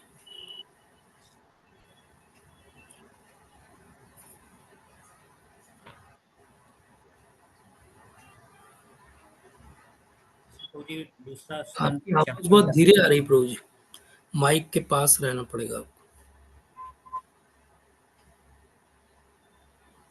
दूसरे स्कंद का जो पहला चैप्टर है कृष्णा की ओर, जी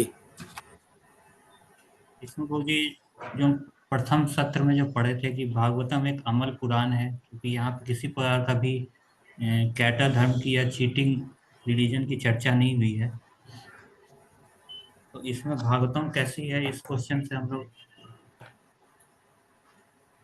शुरू करते हैं कि इसमें है कि निगम कल्प तरोर रोग तरोर गलितम फलम सुख मुखाद अमृता द्रव्य संयुक्तम पीवत भागवतम रसमाल्यम मधुर रहो रसिका भूवि भावुका। तो ये रसिक लोग जो भागवतों का पान करते हैं उसका उच्छिष्ट हमें मिलता है।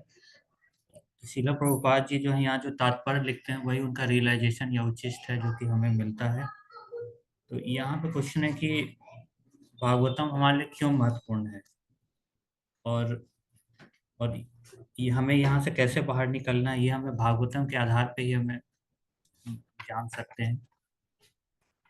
तो हमारी जो सबसे बड़ी जो प्रायोरिटी ये होनी चाहिए कि हमें इस जो जीवन मृत्यु के जो चक्र है उससे बाहर निकलना है। तो हमारे यही भागवतम में एंट्री की क्वालिफिकेशन है, और इसमें हमें हायर ट्रूथ पे फोकस करना चाहिए। तो यहाँ पे हम जो इसमें देखते हैं कि परीक्षित महाराज के पास 7 दिन का समय था, उसके बाद वो उनकी मृत्यु हो जाती, और सुखदेव गोस्वामी तो विरक्त चूड़ामणि है। तो उनसे परीक्षित महाराज उनसे 2 क्वेश्चन पूछते हैं कि जिसे art of living and art of living LIVING, मतलब जीवित व्यक्ति को क्या करना चाहिए, और आर्ट ऑफ लिविंग, जो व्यक्ति मृत्यु को प्राप्त होने वाला उसे क्या करना चाहिए। तो पहले कैंटो में उन्होंने परीक्षित महाराज ने क्वेश्चन पूछा था कि एक व्यक्ति को क्या श्रवण करना चाहिए, क्या कीर्तन करना चाहिए, क्या स्मरण करना चाहिए, और किसका भजन करना चाहिए।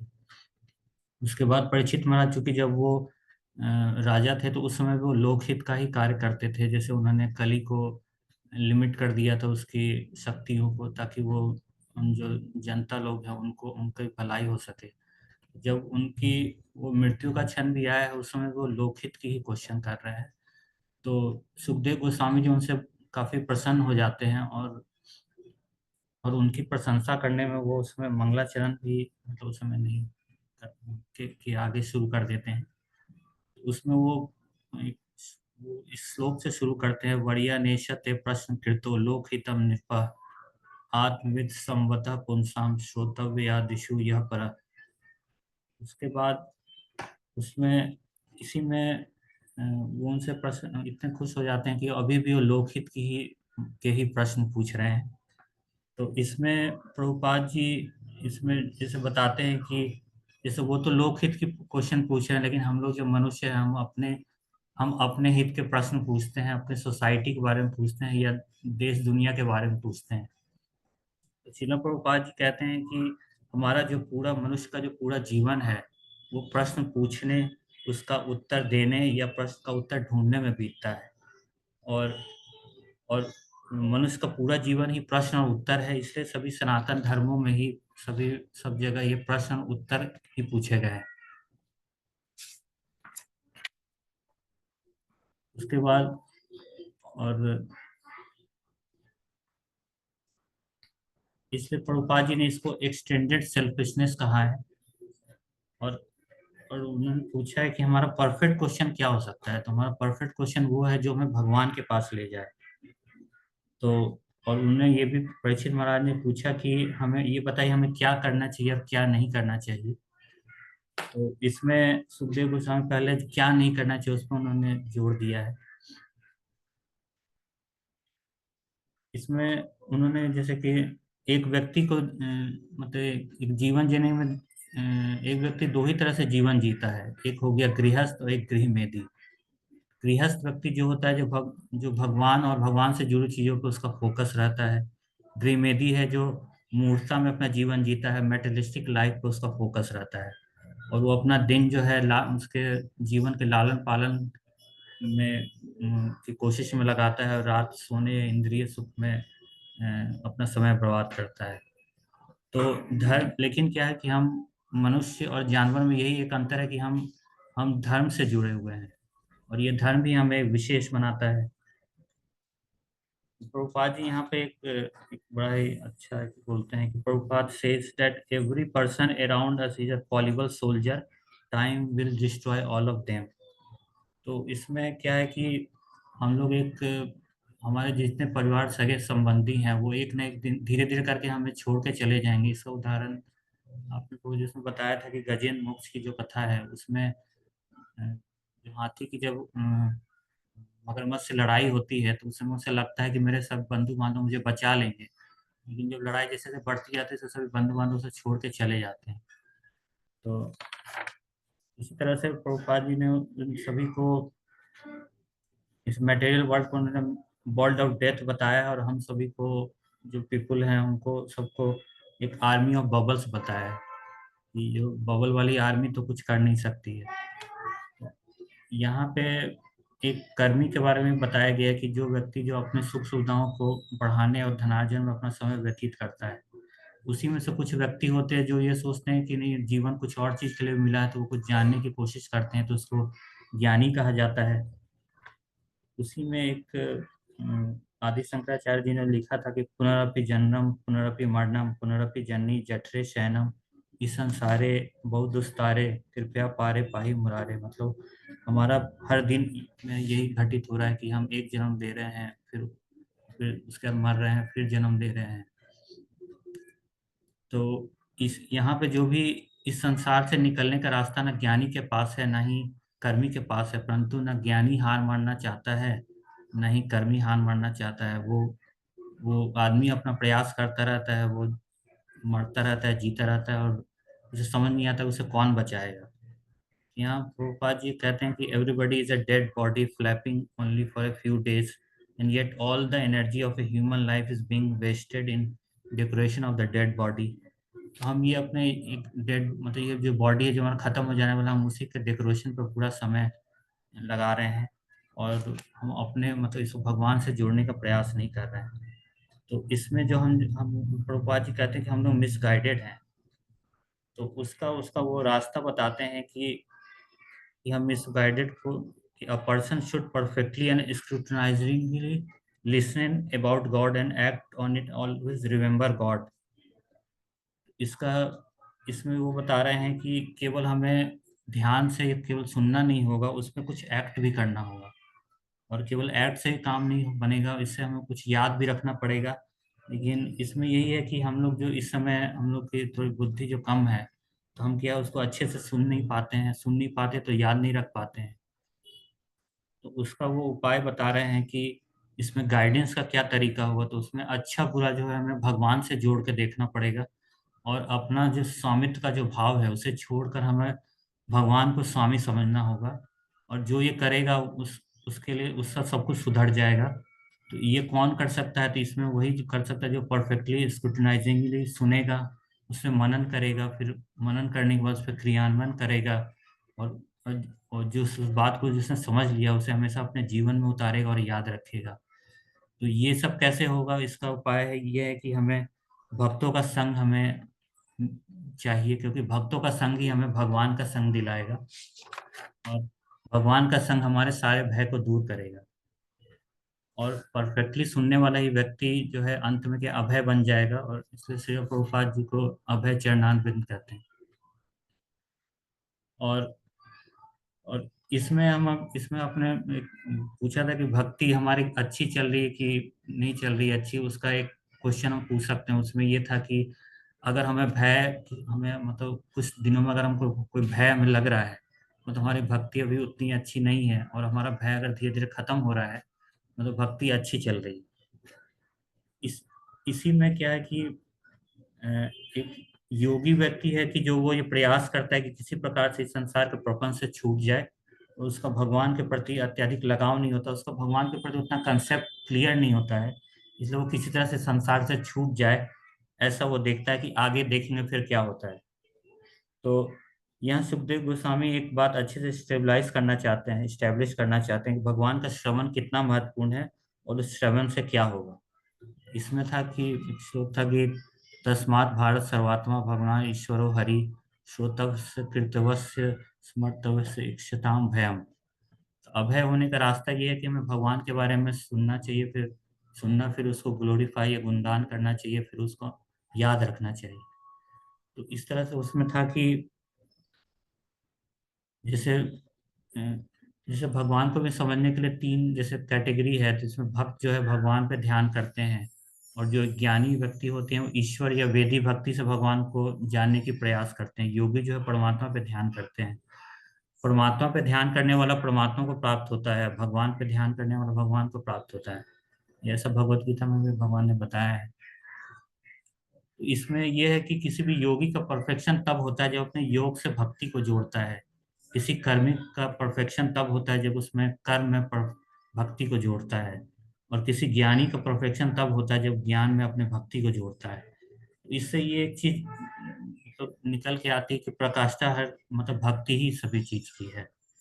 और इसमें ये भी अष्टांग योग, जैसे योगी का अष्टांग योग बताया गया है कि उसमें यम, नियम, आसन, प्राणायाम, प्रत्याहार, धारणा, ध्यान, समाधि होता है। तो इसमें ये चीज इसमें ये क्लियर होता है कि ध्यान लगाना बहुत ही डिफिकल्ट है, क्योंकि आज के टाइम में हम लोग क्या है कि हम उतना ध्यान कर नहीं पाते हैं। तो उसके जो 8 मार्ग हैं, 8 जो हैं, उस पे तो हमें बहुत मुश्किल है हम उसके लास्ट स्टेज तक, उसके हाईएस्ट परफेक्शन तक पहुंच पाएंगे। तो ये 5,000 साल पहले ही भागवतम द्वारा भी ये डिक्लेयर कर दिया गया था कि हरि नाम ही सबसे आसान है और हरि नाम अनुकीर्तनम ही सबसे अच्छा है। और यहाँ से निकलने का जो गेट केवल एक ही है, वो है भक्ति है। यहाँ पे एक क्वेश्चन था कि क्या केवल पुस्तक पढ़ के भक्ति आ जाएगी, तो उसमें प्रभुपाद जी ने बोला कि जो मेडिकल बुक्स तो हैं मार्केट में अवेलेबल, एनाटॉमी, फिजियोलॉजी की, लेकिन क्या केवल आपको बुक पढ़ने से आप डॉक्टर नहीं बनेंगे, आपको मेडिकल कॉलेज में एडमिशन लेना पड़ेगा। उसी तरह से सुखदेव गोस्वामी जी भी कहते हैं कि मेरे भी गुरु हैं, मैंने अपने गुरु वेद व्यास जी से ये सब सारी चीज़ें सुनी हैं। तो इसलिए वो उनका भी था कि वो पहले वो ब्रह्मानंद थे, लेकिन जब उन्होंने एक वेद व्यास जी ने अपने शिष्य को जो जंगल में भेजा था, तो वहाँ उन्हें भागवतम सुनने के बाद उन्हें जब एक कथा में उन्हें समझ में आया कि जो वकी राक्षसी को धात्री की गति मिल गई थी, तो उन्हें लगा कि मुझे भी अच्छी गति मिलेगी। तो इसलिए भगवान का जो, इससे ये पता चलता है भगवान का अट्रैक्शन बहुत ही इंटेंस है, इसलिए वो ब्रह्म से सीधे भगवान के लेवल पे पहुंच गए। तो भागवतम यही स्टैब्लिश करना चाहता है कि भक्ति ही सर्वश्रेष्ठ मार्ग है। और ये पूरे भागवतम में आगे चल के इसी को और इलेबोरेट करके और कई एग्जाम्पल से इसको आगे भी समझाया जाएगा। तो यहाँ पे क्वेश्चन ये होता है कि अष्टांग योग फिर क्यों पढ़ाया जा रहा है।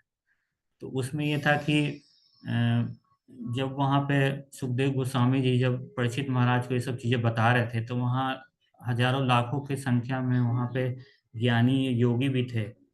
तो उसको उनको हॉलिस्टिक और कम्प्रहेंसिव नॉलेज के लिए ये चीज़ बताई गई, और किसी भी बात को इम्पोर्टेंस इस्टेब्लिश करने के लिए उसे किसी चीज़ से कंपेयर करना पड़ता है। जब कंपेयर करके हम उसको अगर इम्पोर्टेंट बता देते हैं, मतलब उसको मोर ज़्यादा अच्छा समझा देते हैं, तो वो अपने आप प्रूफ हो जाती है।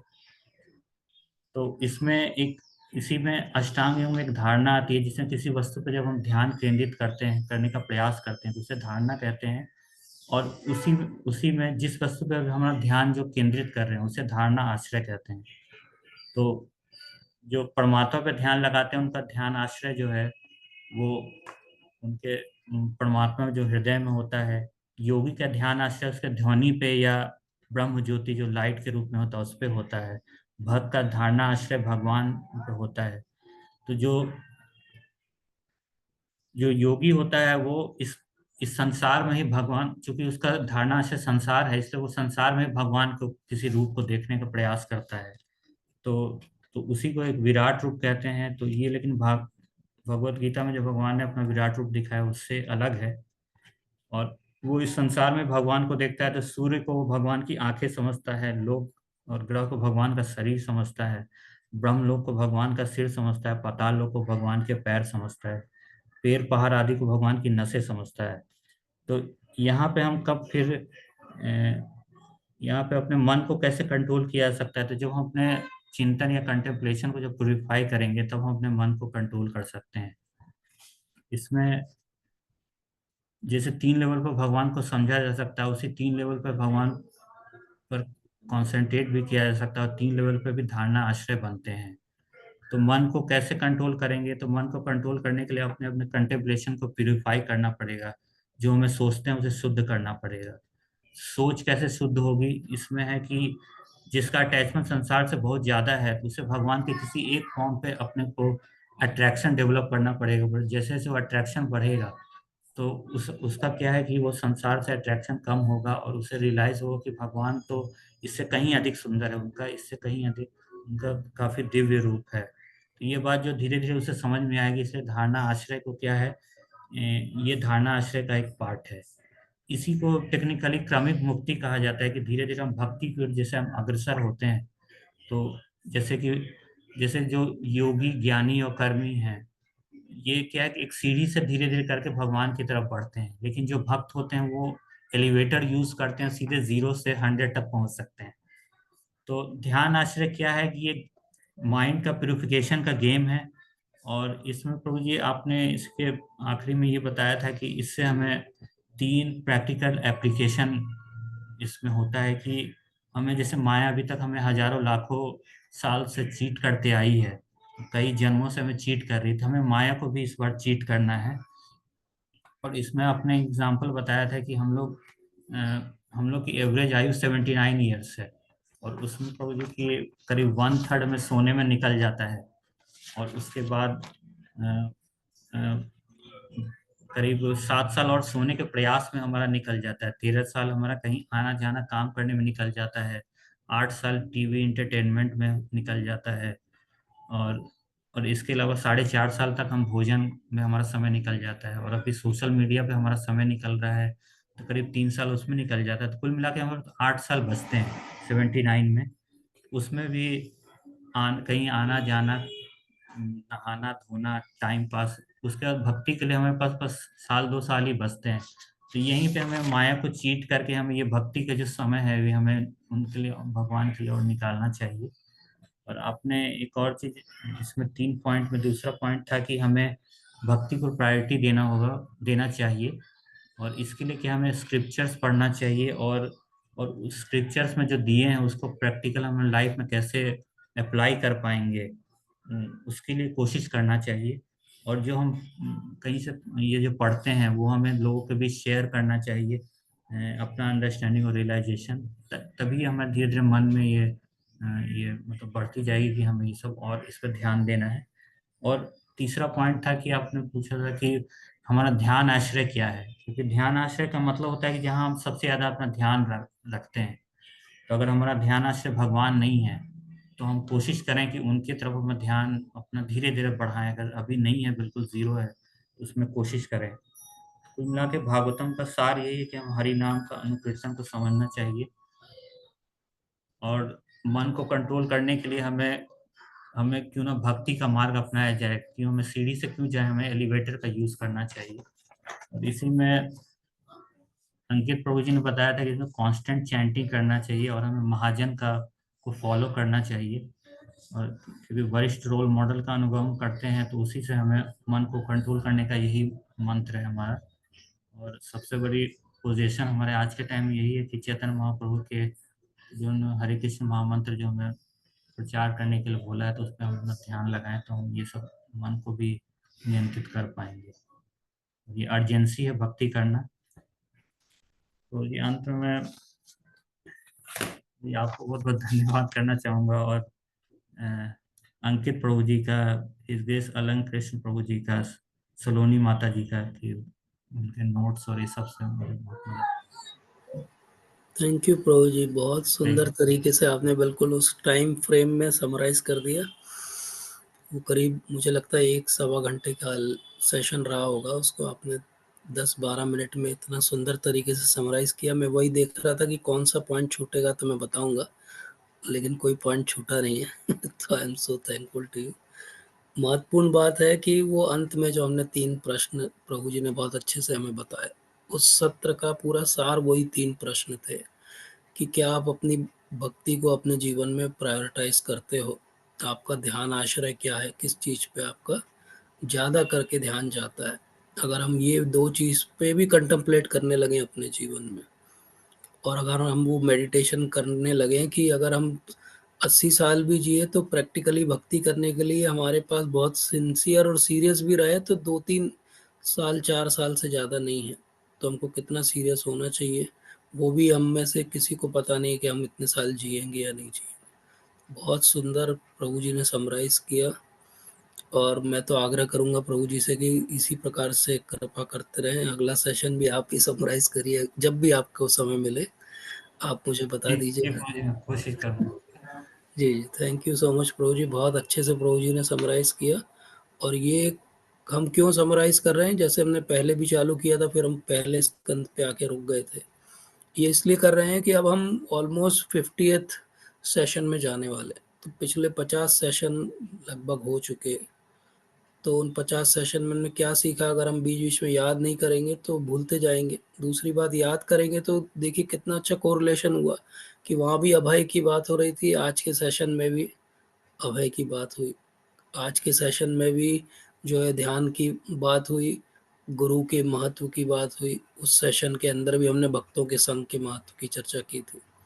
तो पूरा एक फ्लो है, वो जब हम पढ़ते रहते हैं तो वो लिंक हमें समझ में आती है। जैसे अभी मुझे कुछ दिनों में ये इस बात समझ में आई, मैं हमेशा सोचता था कि वो हेलिश प्लेनेट का डिस्क्रिप्शन हुआ, उसके बाद अजामिल की कथा हुई, फिर हरिनाम पे कुछ चर्चा नहीं हुई। लेकिन अब मैं ऐसा कोरिलेट कर पा रहा हूँ कि नहीं, हरिनाम की चर्चा ही चल रही है, क्योंकि वैष्णवों के प्रति अपराध तो हरिनाम के एक महत्वपूर्ण अपराधों में से एक, और गुरु के प्रति अवज्ञा भी हरिनाम के प्रति अपराधों में से एक, और नारायण कवच भी तो हरिनाम ही है। तो ये जब हम और ऐसे मंथन करेंगे सब मिलके, तो इसमें से बहुत सारे जो है जेम्स मोती निकल के आएंगे इस सत्र से। पवित्र नरहरि प्रभु जी कुछ कहना चाहते हैं क्या? हरे कृष्ण प्रभु, दंडवत प्रणाम। हरे कृष्ण प्रभु जी, दंडवत प्रणाम प्रभु प्रभु जी। बहुत अच्छा आपने आज जो है वो गुरु तत्व के बारे में बताया, काफी कुछ कॉन्सेप्ट क्लियर हुआ है मेरा भी। और मेरा पर्सनली तो यही है कि मुझे ऐसा लगता है कि मतलब मेरे ऊपर जो कृपा हुई है उसके लिए तो खैर गुरु महाराज की विशेष कृपा रही है, क्योंकि मुझे नहीं लगता कि मैं मतलब मेरे अंदर कोई सामर्थ्य था कि मैं मतलब भगवान का नाम ले सकूं या माला कर सकूं या कुछ आध्यात्मिक जीवन में कुछ प्रगति कर सकूं, लेकिन ये उनकी कृपा है। क्योंकि जैसा आपने बताया था कि वो पतितों का उद्धार भी करते हैं आके बेसिकली, तो मैं तो खैर उन पतितों में से हूँ। और विश्वनाथ चक्रवर्ती ठाकुर बोल ही रहे हैं कि यस्य प्रसादात भगवत प्रसाद। भगवत प्रसाद यस अप्रसादात न गति कुतो।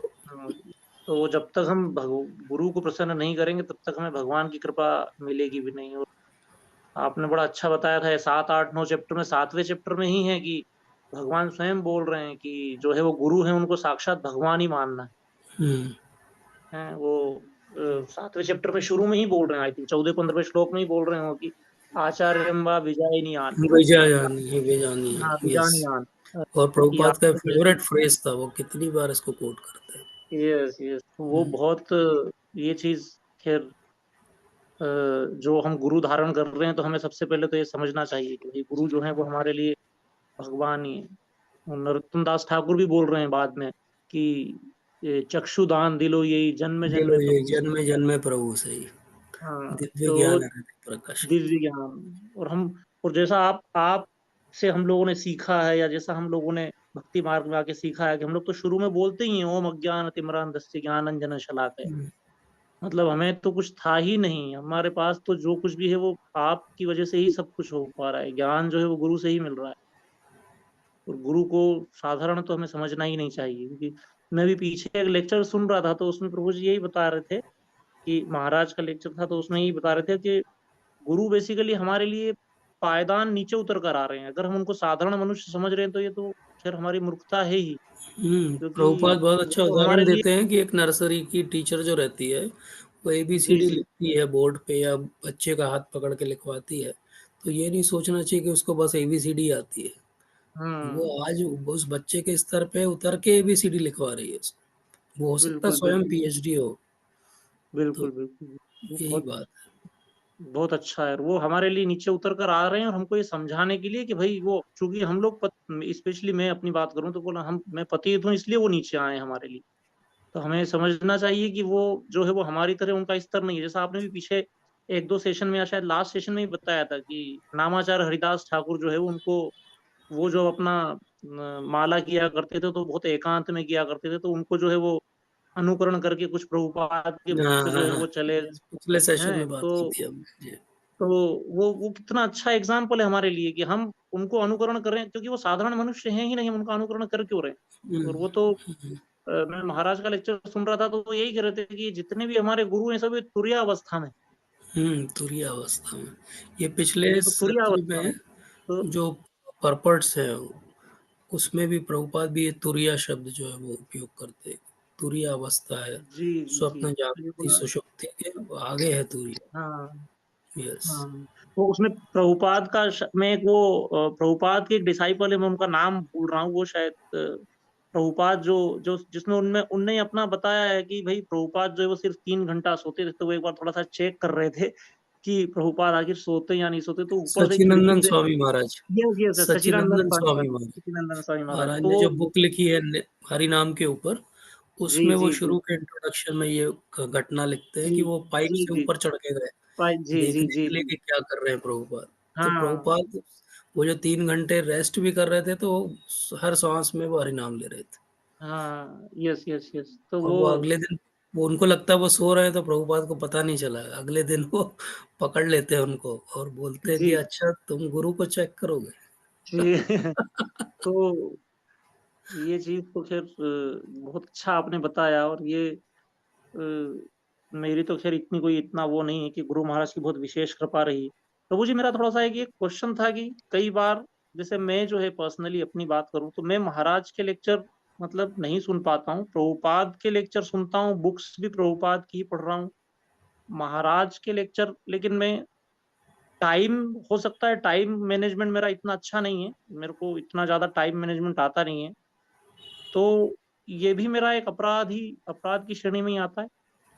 नहीं, आप गुरु प्रभुपाद को तो सुन रहे हैं, लेकिन फिर भी आप ऐसा कर सकते हैं कि अल्टरनेट कर दीजिए। जो समय आप प्रभुपाद के लेक्चर, मुझे पता है आप रोज ही सुनते हैं, तो उसमें से आप या तो जैसे हाफ एन आवर सुनते हैं तो 15 मिनट्स प्रभुपाद को सुनिए, 15 मिनट्स गुरु महाराज को सुनिए, या अल्टरनेट डे कर दीजिए। तो एक दिन आप गुरु महाराज को सुनिए, एक दिन प्रभुपाद को सुनिए।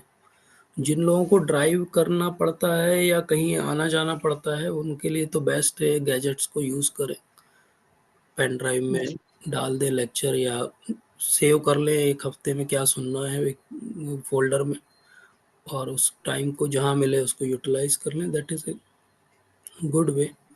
बट गुरु महाराज को सुनना चाहिए, हम सबको सुनना चाहिए, मतलब बहुत सैचुरेट हो जी जाना जी चाहिए उनको सुन के, क्योंकि वो भाव को उनके हमें अपने अंदर ग्रहण करना पड़ेगा। उन्होंने इतनी कृपा कर दी, हम इतना तो कर ही सकते कि रोज उनको सुने कम से कम। तो मेरे समझ से तो सुनना चाहिए जब समय निकाल पाए। मैंने देखा है जी बहुत वरिष्ठ हमारे जो भक्त हैं, वो जहाँ समय मिलता है वहाँ पे वो सुन लेते हैं। जैसे कई बार हम लोग उनकी सेवा में कभी जब यंग थे और रहते थे, तो हमने देखा है कि वो स्नान करने जा रहे हैं तो वो लगा देते थे लेक्चर और चले जाते थे, वो चलता रहता था, सुनते रहते थे। तो ऐसे जब भी समय मिले दिन भर के शेड्यूल में, हम सबको जी कहीं जी न कहीं 15-20 मिनट का समय मिलता है। अगर कभी सुन नहीं पाए तो पढ़ सकते हैं, that is another good way. ज़्यादातर हमारे गुरु वर्ग के सबके लेक्चर उनकी वेबसाइट्स पे ट्रांसक्राइब्ड है। जैसे जी राधानाथ महाराज के मैक्सिमम लेक्चर्स जो हैं ट्रांसक्राइब्ड है। कई बार समय नहीं रहता तो व्हाट आई डू इज़, कोई एक टॉपिक या कोई एक लेक्चर मैं उसमें ओपन कर लेता हूँ एंड गो थ्रू इट। पढ़ने में हमें कम समय लगता है, लेकिन जी हमारे जी उस दिन का श्रवण, चाहे वो देख के पढ़ के हो चाहे सुन के हो जाता है। तो ये रहता है कि हाँ, एक लेक्चर हमने महाराज का सुना, उसका 2-4 पॉइंट जो मिले वो आपने लिख लिया अलग नोट्स में। धीरे धीरे आपका वही जो है वो कलेक्शन है मेडिटेशन के लिए, शेयर करने के लिए।